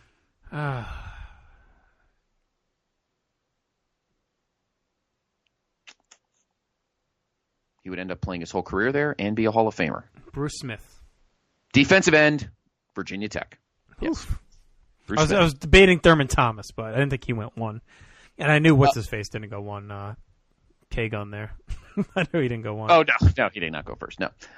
There were many Hall of Famers in the first round. Chris Dolman was picked 4th by the Vikings, but here is where I'm going to break your heart a little bit, JR. Between 10 and 16 in the first round, 3 wide receivers were chosen. With the 10th pick, the New York Jets took Al Toon. The man. With the 13th pick, the Cincinnati Bengals took Eddie Brown. Ugh. And with the 16th pick, ready for this, the San Francisco 49ers took Jerry Rice. Al Toon was solid. He was very solid. He just got hit in the head too much. That was his problem. What, he had like 11 concussions in his career? Yeah. But he was the 3-time Pro Bowl receiver. Yeah. I mean, when you look at everything else going on. And in other teams, in the 15 teams above there's defense, I mean, Jerry went to Mississippi Valley State. Nobody really knew who the hell he was. And they knew he was a solid player. But again, back then, if you looked at a guy at a college like that, you really weren't thinking, well, maybe something's wrong with him. Maybe he's a fucking head case or whatever. Well, I mean, and Toon, led the league in receptions in 88, 93, and then he retired at age 29, 9 concussions. So, I don't think it was, obviously Jerry Rice is the greatest of all time. I don't think it's that glaring. I mean, Eddie fucking Graham, whatever his name was that they drafted. Eddie Brown. Eddie Graham. 4-time 3-time Pro Bowl, 3-time All-Pro, AFC Player of the Year in '86. That's not a bad draft pick. Nope. They made much worse draft picks, trust me. Yes, no, they did. There were 9 rounds that year, and 10 rounds. 11. How many rounds were there? 12. 5 Hall of Famers. I mentioned 3 of them. Bruce Smith, Jerry Rice, Chris Dolman. Yep. 2 more. Tom Brady. If Tom Brady's not mentioned as the Hall of Famer, you guys don't know football. Fuck him. In the 4th round, 86th pick overall by the Bills. Thurman Thomas. Andre Reed. No, Thurman Thomas was still in college. Andre Reed was drafted from Kutztown University, which I've been at. Yes, he was. You were in college. Yes. And JR, little wrestling connection here. Linebacker from Auburn University, taken in the 5th round, 113th overall by the Los Angeles Rams. Big John Stud. Yeah. Someone with more talent than Big John Stud. No. Lex Luger. Kevin Green. Oh, yeah, baby. I got to take you down to Slamboree. So there you go. So, yeah, 1 week from tomorrow, April 30th, 1985, was the 1985 NFL Draft. All right, and 1 week from tomorrow, we'll continue this show. Yes, there's our snapshot of pop culture this week in 85. All right, back to the Garden, and we were just after that red-hot world title match. The other big hot feud, JR, going on at the moment for the World Tag Team titles. Your champions, of course, from WrestleMania. The Foreign Legion, as Mr. Sutton would say. The Iron Sheik. The Foreign Legion. The Foreign Legion. The Iron Sheik and Nikolai Volkov.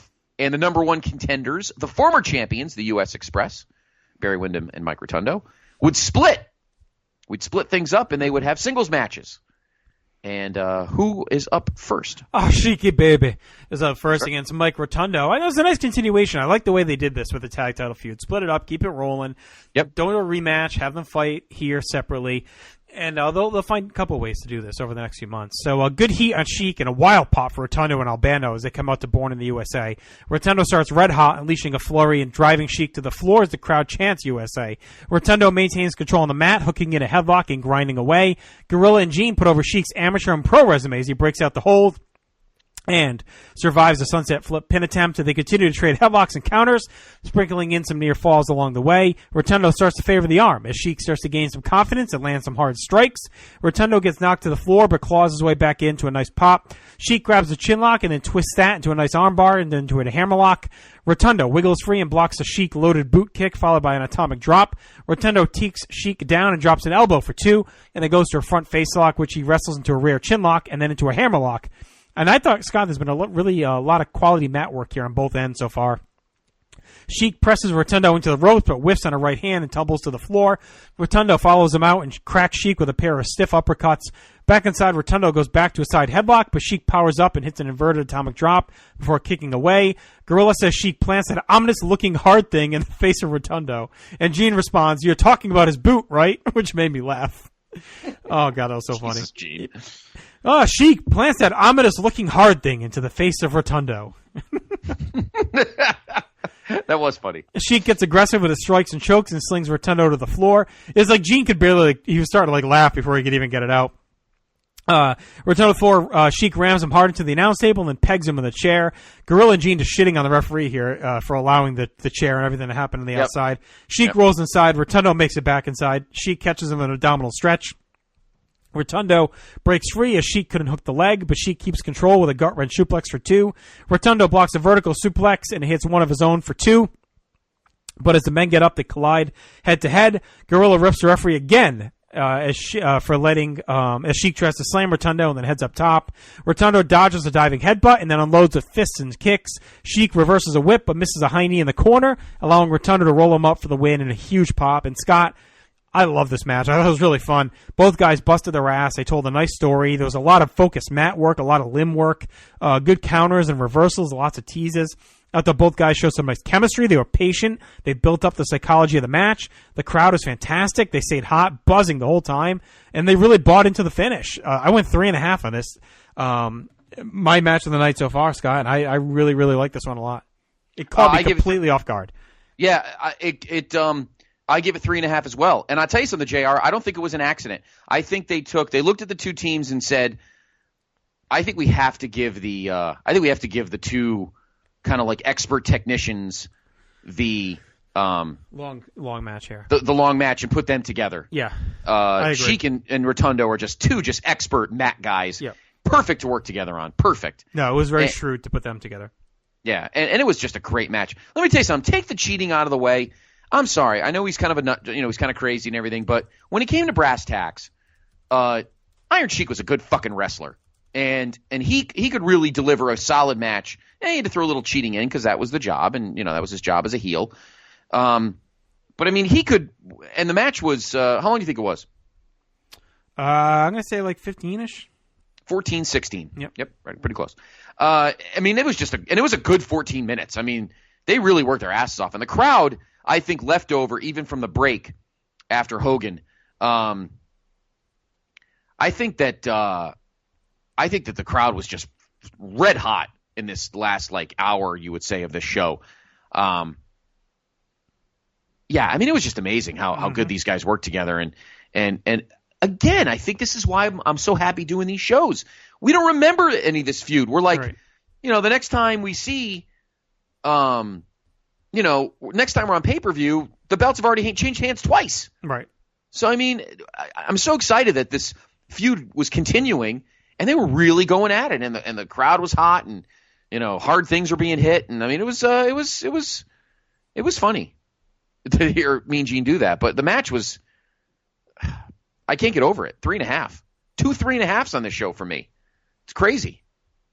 I mean, you could argue that it's the best show in the building this year in some ways, but tremendous match, and Rotundo gets the win. Now, watching this, would you have pegged Rotundo to be like a big potential breakout babyface? Because I felt that way watching it. Absolutely.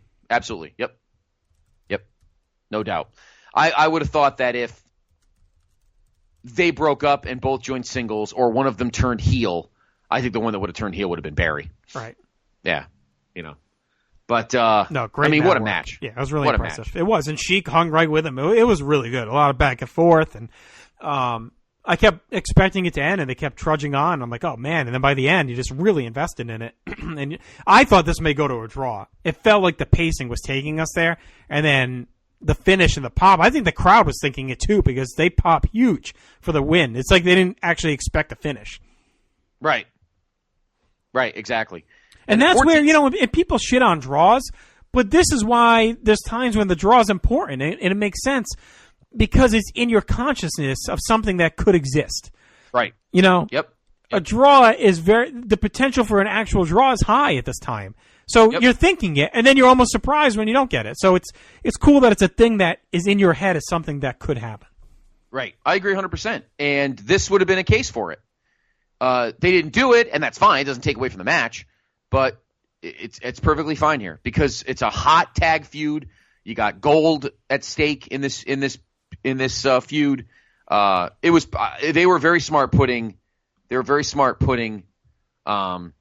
these two together and the other two together in the second match. So Mike Rotundo gets the win. Fantastic match in 14-16. It's a shade above Hogan Muraco for match of the night. But we still have 2 matches left to go. So coming up next, the other half, and this is where I was surprised, JR. I would have put Sheik Rotundo second and put Fujinami here. Yeah, I kind of like having these back to back though. Do you really? I thought it was really odd, actually. Yeah. I thought it was strange because I've never seen that where the two tag matches are back to back. I mean, it's not. It doesn't make it. I mean, I don't think there's a problem with it. I'm just saying that. Yeah, maybe I've never seen that before. Yeah, maybe they could have split them up. You think Fujinami right before the main? I would have said Fujinami coming out of the break. You go to break after Hogan Muraco, come back with Fujinami, then maybe Sheik Volkoff, and then the main. Yeah, and put Sheik Rotundo second. I mean, Sheik Rotundo, yeah. No, I'd have Barry. How long's Barry Volkoff? 12-11. Yeah, okay. Maybe leave that here. Maybe to swap Fujinami and Rotundo. Although, I don't know, I kind of like Rotundo here because it almost felt like a main event match in some ways. Yeah, it really did. It really did. And you leave because it's weird seeing like the manager stay out there, Blassie and big fat sloppy pig. Right. Anyway, but I'm going to talk about this next week because it's more prevalent. I'm coming around a little Albano between the TNTs and these house shows and seeing him more week to week. I'm starting to see some of his value more than I used to. I'll tell you what. Well, I want to save it for next week when we get to Saturday. We're going to save it because I have plenty to say about that as well. I don't disagree with you. All right, so next up, the other half, JR, of this red-hot tag team title feud, the big Russian against the big man from Sweetwater, Texas. And that is Barry Windham taking on Nikolai Volkov. Tag title feud rolls right in. Nikolai sings the national anthem and then bitches at the crowd. And then we get another big pop for Windham and Albano again with Born in the USA. Windham has such a good look here. Just feels like a star when you see him. And, I mean, I can see why he would have been pegged at this point as someone that would be like a major star in the next 3 years or so. Just his look and everything about him. Gene says he went backstage between matches and let the ref from the last match have it. Made me laugh. Gorilla said if he went back there, he would have gotten physical with him. Windham controls the arm to open things up and gets a roll up for 2. Albano and Blassie get into it at ringside as the match resets. Windham goes right back to the arm, but Nikolai breaks free. Windham drives him back with a nice drop kick. Volkov peppers some strikes to take over and plants a back elbow to the side of the head to knock him down. Nikolai stalks around and slowly pounds away as Gorilla shits on this referee too. Nikolai drops Windham with a big press slam and then grabs a bear hug. Windham eventually breaks free and hooks a sleeper, which drove Nikolai to a knee. And then when broken, Nikolai lands a low blow out of desperation. Windham battles back and hits an atomic drop and tries for a slam, but he buckles under the weight of a Nikolai near fall. The two collide on a crisscross after they recover. Nikolai dodges a drop kick and then went to work with strikes into an interesting series of rolling pin cover attempts. Windham punches and headbutts Nikolai away and then slugs Volkov to the mat for 2. Nikolai recovers but misses a charge in the corner, and Windham takes advantage and hammers away with a flurry until Sheik shows up and attacks to draw the DQ. Rotundo came sprinting out to a pop, and all 4 men brawl until the champs bailed. Again, Scott, another solid match. It was a bit slow at times, a bit strike-heavy. Windham's selling was pretty good. The comebacks worked well. And the crowd liked this too. Good way to keep the feud moving. I went 2 stars again. My parade of 2-star matches tonight. But I feel like they all were out of the same mold. And I'll tell you this: after Sheik Rotundo, I thought this was going to go one of 2 ways. Either a quick squash where Windham just mauls him and pins him really fast, or a really boring match that just sucked. And it was neither. It was just a fine 12-minute affair. And we get the DQ to keep this one going. And we'll talk about where it's going in a minute. But what did you think of this one? I love this match a lot. Not as good as Sheik and Rotundo. I'll give it 2 stars as well. And that's because unlike Sheik and Rotundo, where they're pretty much almost the same wrestler, Nikolai is kind of a big power guy, lumbering moves. Barry is it's hard to explain. I mean, he's not a high flyer. I mean, he's a decent Mac technician. He's a big striker. He's kind of like, his dad. Punches, bulldogs, that kind of thing. It would have been hard to get a good match out of Nikolai at this point. A match that good compared to what we just watched. But I have to say the main thing about this match that did it for me was for this whole card, I feel like everybody really brought their working shoes, their boots. And I mean, every match is OT. I mean, this is our 3rd straight double-digit 10-minute plus match, and our 5th of the show.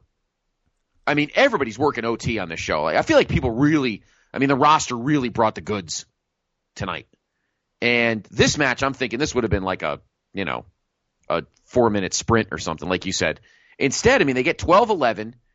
It's not atrocious, but it's kind of hard to compare it to what we just watched. That match was phenomenal. This is just kind of a basic kind of, power thing to kind of, bookend the feud. And the brawl at the end is fucking amazing. Rotundo, you think Rotundo was like Hogan when he came into the ring. The pop was ridiculous. I just love the whole package. When we talk about moment of the night, I could argue that just Rotundo's return in the ring might be it. The pop was off the charts. Mm-hmm. So that match ends in a DQ. The Foreign Legion obviously still have the belts, but U.S. Express hot on their heels. These two matches were a combined 26-27, but definitely worth it. It was fantastic. Yeah, it was a good way to keep the feud going. It was done effectively, and we got two really good matches out of it, and I like how they're keeping this brewing. And again, we'll see next week how things continue with this feud as well, but and over the next 2 weeks. But I thought this was really good. And we then have the Fink, who comes to the ring and runs down the full card, Scott, for next month, capped by three huge matches. One is a tag team title rematch, Sheik and Volkov against the U.S. Express. We get another rematch with Hulk Hogan defending his title against Magnificent Muraco, and a match we talked about potentially a lot last week. Brutus Beefcake and Luscious Johnny V take on David and Bruno Sammartino, and the crowd is just ballistic at all three of these. I mean, if you're in that crowd, how quickly are you purchasing a ticket to the next month's show when you hear those three? Well, the MSG, this made me laugh. The Madison Square Garden box office tomorrow morning at 9 a.m. and all Ticketron outlets. God, I love that. Fucking so old school. Ticketron. I used to have to go to where was your ticket place? Do you go to the mall? Macy's at the mall, yeah. Yeah, ours was Filene's at the Milford Oh, actually, it Mall. might have been Filene's. Yeah, you know what? It was Filene's, I think. Yeah, I think Filene's was like a Ticketron / Ticketmaster outlet. That's where I used to get my tickets all And the then I time. think Newberry Comics had one, too, at some point. That makes sense. Yeah. But, I mean, if you're in that crowd, tell me you're like, holy fucking shit. First time since, I believe, mid-19... I'm going to look it up. Well, you're doing your comments about the main event. I'm going to look up the Bruno thing. We do have one match left, JR, and again, another feud that's fucking red hot right now. And we go backstage as well, Scott, just quickly before that. Yes, Where Mean yes, Gene you're right. chats with Tito Santana and the Junkyard Dog about their upcoming tag team match tonight. JYD talks about what happened to Mania, says Tito is standing up for him.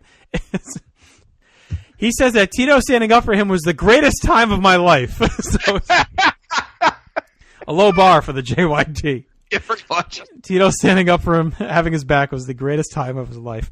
And he calls Brutus fruitcake. Tito says he got involved at Mania because he's been dealing with Valentine's nonsense for months. Tito just wants to make the pay tonight, and he'll go after the title next time. So I like the tie-ins to Mania here. Santana, JYD, Greg Valentine, Brutus Beefcake. I thought it was a good elevation from Beefcake. Good progression for Mania. Santana Valentine raging on. JYD on the periphery.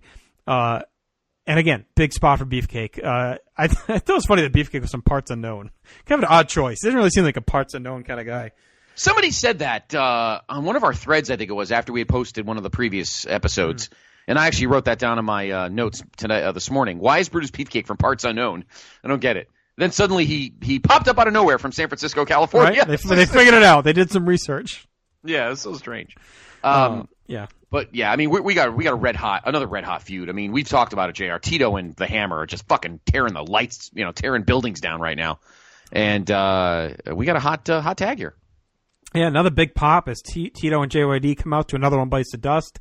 They come in hot and chase Beefcake and Hammer to the floor. They repeat that sequence again, and this time Hammer and Beefer take more time to regroup and settle down. Beefcake and JYD start things off as JYD rattles him with headbutts, sending him reeling to the edge of the apron. Gorilla and Gene bitch about Beefcake's designer arm plates, saying they should be banned because they have studs on them. The crowd fires up a fruitcake chant that pisses off Beefcake even more. JYD keeps bringing the heat after Beefcake and Hammer collide. Tito tags in and wipes out both men and then whips Beefcake into Hammer. Tito takes Beefer down and hooks in a chinlock, but Beefcake powers out and drives Tito into the corner, tags in Hammer, who lays in heavy blows. Hammer and Beefcake do a nice job quick tagging and double teaming Tito to keep him in trouble. Gene rants about the heels not using the tag rope as he continues to rip the referees. Oh my God, all night long. Beefcake keeps pitching Tito to the floor. JYD keeps helping him out, getting him back in the ring. The quick tags continue as Gene explains that JYD needs to stay cool, wait for Tito to come to him, because that's the only way he can get out of this. I thought that was good analysis.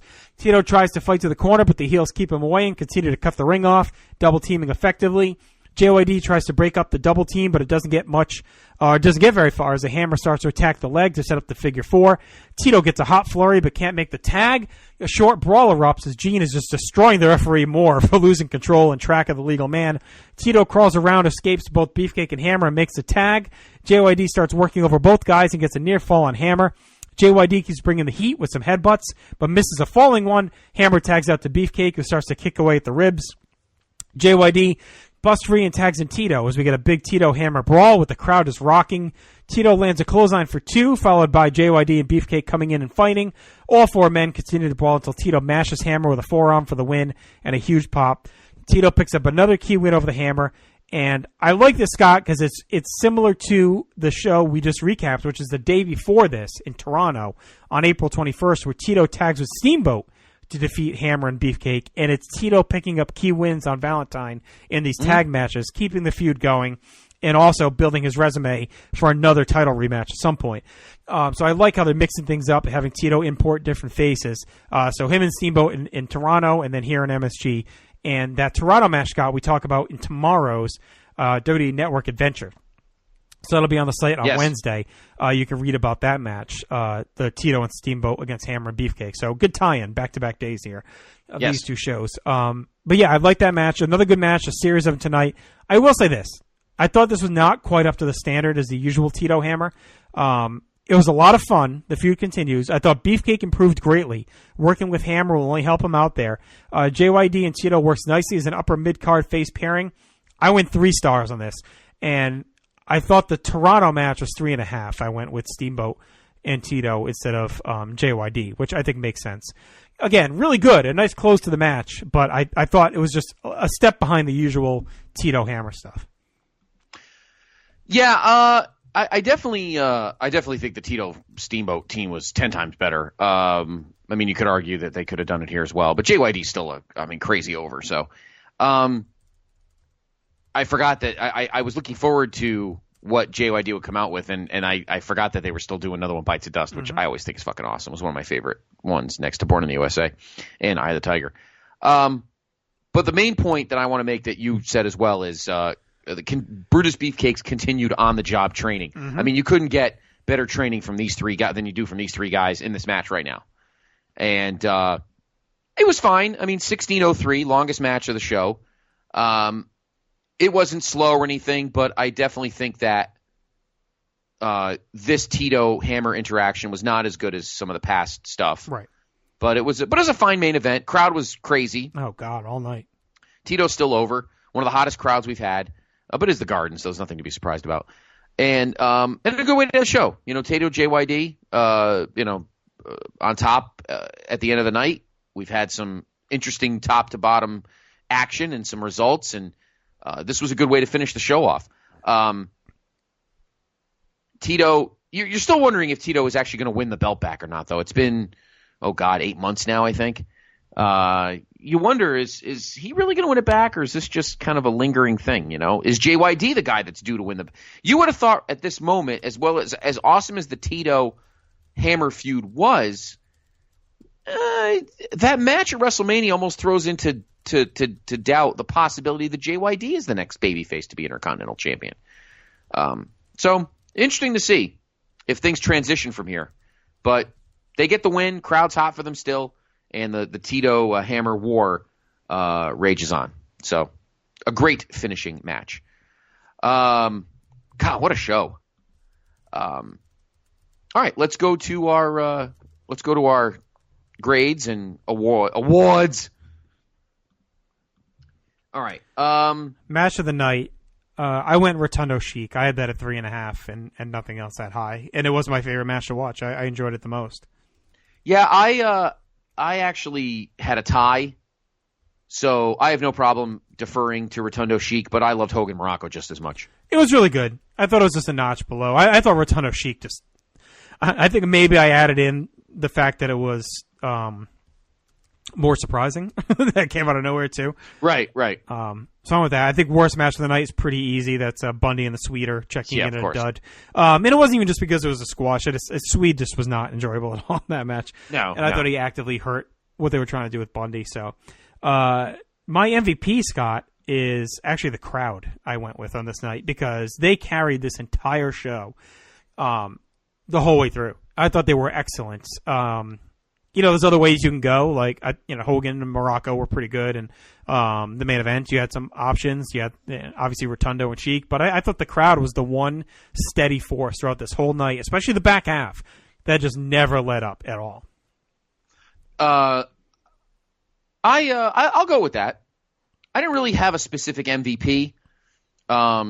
I was going to say all 4 in the tag feud, Windham, Rotundo, Sheik, and Volkov, but I like the crowd. I mean, they were given good stuff to cheer for. They were given good stuff to cheer, so I have no problem giving the crowd the MVP because they made that show. They gave that show so much energy. I got no issues with it at all. 18th. I think this might be a Place to Be podcast record for most people getting an MVP. 18,000 people get an MVP. But I mean, they were crazy. They were crazy. All right, spoiler award for our worst wrestler of the night. I went with the Sweeter. Oh, there's no doubt. He's going to get it until he never comes back. Easily. Best moment. I actually went with a tie, but we can debate it. Hulk Hogan's entrance and then Mike Rotundo's win. I liked your interesting comment before about his interference or his save. I thought that was a good one too.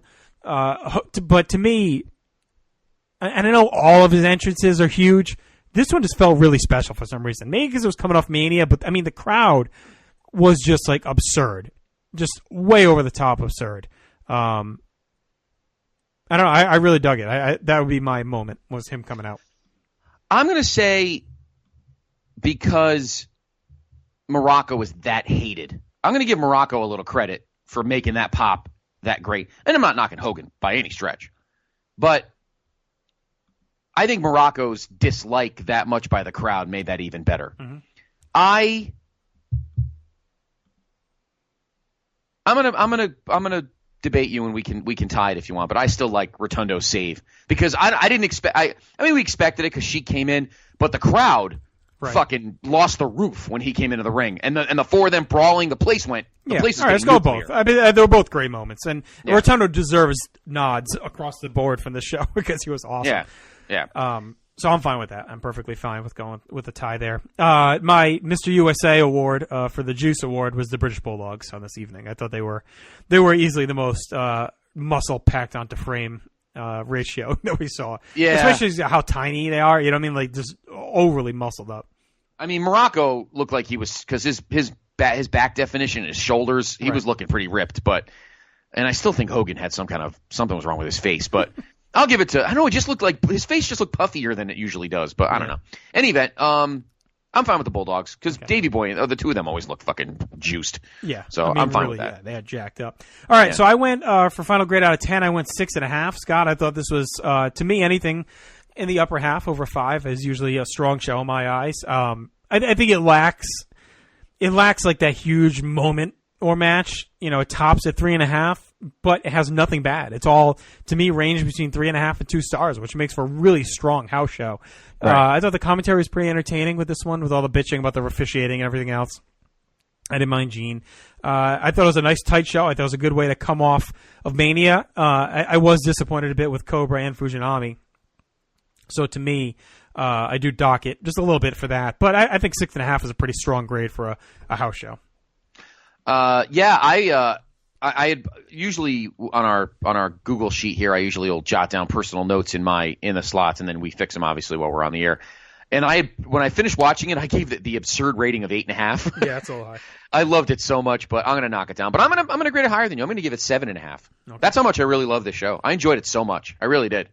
Crowds were hot for the whole thing. Matches were all great, either from an in-ring or from an importance perspective. And the baby faces are just so over right now. Mm-hmm. The only guy this show missed was Piper in terms of just energy, whether it's heel or face. But that was fine because Piper would have overshadowed anything any of the other heels did, and we needed Valentine. No Heenan family either. No Heenan family members. Nope. No Stud. No Patera. Nope. But I think this show Valentine needed to be showcased. The Foreign Legion needed to be showcased. The other heels did, and you put Piper there, and they just get swallowed up. One guy I was surprised JR was not on here, only because he's in a weird phase right now after what happened at Mania, was Orndorff. A little surprised he wasn't on here because after what happened at the end of Mania, you're not sure what the scoop is there. We'll see something, I think, at tomorrow. Mania. Yeah, we'll see something. We'll see it next week on Saturday's Main Event, but you also see it tomorrow. on the network adventure. That Maple Leaf Garden House show the day before was a very big Orndorff moment. Yes, it is. Oh, yes, you are very much correct, sir. Yes, you are. So it is interesting that they didn't do that here. I am a little surprised, but I think they wanted the series starting here with Hogan and Muraco. So, but check out that adventure tomorrow, PlayStation.com. We do it each and every Wednesday if you're new to the show. We are watching everything on the network in chronological order. So we're up to the TNTs right after Mania around that stretch. But there is that Maple Leaf Garden house show. It's only 3 matches. They cut it down. But we talk about all of them. So it's me, Scott, Brian Bayless, Jason Greenhouse, Dan McGinn. So be sure to check that out. Yes. And get all. I'm sorry, Greeny's not in there anymore. I think it's me, you, Dan, and Brian. That's it right now. So be sure to check that out. And each and every Wednesday. So lots of other stuff, PlayStation.com as well, all of our podcasts and written articles and pieces. There's a great recap of World of Sport from our buddy Owen Morris. So be sure to check that out. A lot of discussion in the Twitter sphere and wrestling online world around that show, making its, I guess, I don't want to say debut, but return to the airwaves in the UK. We have a new Clotheslines and Headlines, Scott. I will not be on this week. We're going to have Glenn Butler, Steve Willie, Nate Milton, but they do have a really good show planned. Of course, be talking some Lucha Underground, be talking some Shikara. They'll be talking some year-end awards, so a lot to cover there with those guys. Be sure to check that out. It should be up late Thursday night or Friday this week, Clotheslines and Headlines. You have Main Event coming next week? I guess we can cover that next week. Yep, Main Event we'll have next week. But I do want to promote a show that's currently right now on the PTBM Pop feed. Myself, Jason Greenhouse, and J. Arsenio D'Amato kind of turned back the clock to 2016 and kind of eulogized in tribute some of the more high-profile musicians and stars of the music world that passed away in 2016. And boy, were there a lot of them. So it's a really fun show. We really enjoyed it. We did it the other night. It's up on PlayStationNation.com and it's on the PTBM Pop feed. Please check it out. It was really, I thought we did a pretty good job, and I think you'll enjoy it. So check that out. And subscribe to all of our feeds, the Place to Be Podcast, or I should say the Place to Be Wrestling feed, the Place to Be Pop feed, and then our Pro Wrestling Only feed. So be sure to check out all 3 of those on iTunes. Subscribe and rate us today. Social media, Facebook.com/Place to Be Nation. If you want to join our live chats group, let us know. Reach out to us directly, and we can add you in there. You can follow us on Twitter, Place Number 2B Nation, Instagram, and Tumblr as well. Search us out on those mediums. Also, if you're doing any more shopping on which you always do, it's not just a Christmas thing or a holiday thing. Year round, gift cards, right? So. Year round, we all do online shopping. So, PlayStation.com/Amazon. Your direct link to Amazon.com, and we get a little kickback from there to keep us up and running because we don't ask you for anything else. So, besides rating us and praising us. All right, Scott. So we are off till next week. We'll be back next Monday night, looking at the first ever Saturday Night's Main Event from early May of 1985. Of course, the Mother's Day edition. As of now, scheduled, we will have a guest, and that is Ryan Everett. Of course, if you remember, he won the trivia tournament late last year, or a Halloween trivia tournament. And this was his prize. He chose to jump on to review the show with us. So as of now, we're planning to have Ryan with us to check out Saturday's Main Event, and then we'll be back on the house show circuit the week after that. So. Yes, and I did mention earlier we were talking about Bruno, because Da Brun will be at that May 20th house show. It was his last, that night, that tag match we talked about, will be his first match, official match in the Garden in 4.5 years. But it's a very interesting tidbit when that last house show was, but I'm going to hold on to it for 2 weeks. It's very serendipitous, but it was something happened on that evening in New York that no one will ever forget. That same night that he wrestled his last match at the Garden before that one. So we'll hold on to that little tidbit for 2 weeks. Very interesting. And interesting enough, next week on the Adventure ties in well too, because Bruno's a guest on TNT and kind of teases his comeback. So all this kind of ties in together over the next couple of weeks for us. If you follow the Adventure on PlayStation.com and listen to the show. So, all right, we're going to go ahead and head out. Check out that Pop episode that Scott mentioned. It's a good one. And, of course, we'll be back next week talking Saturday Night's Main Event. Until then, enjoy your night in Bangkok. We know the sweeter will. One night in Bangkok in Mud Lake with Spotty Bone.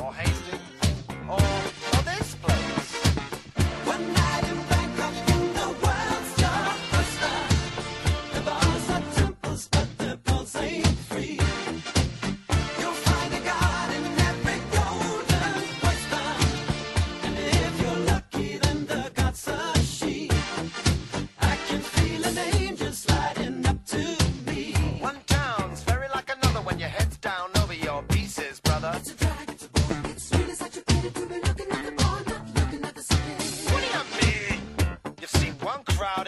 polluted, thinking town.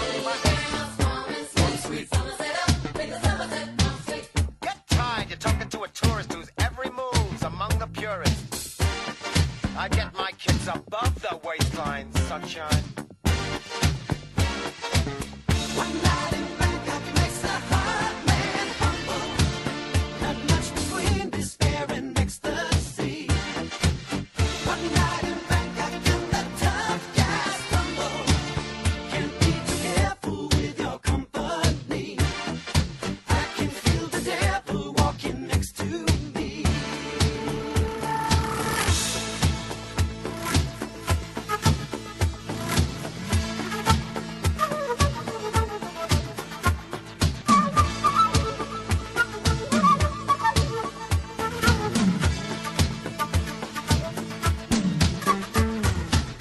Science, gonna be the witness to the ultimate test of cerebral fitness. This grips me more than would a muddy old river or reclining Buddha. But thank God I'm only watching the game, controlling it. I don't see you guys rating the kind of mate I'm contemplating. I'd let you watch, I would invite you, but the queens we use would not excite you. So you better go back to your bars, your temples, your massage parlors. One night in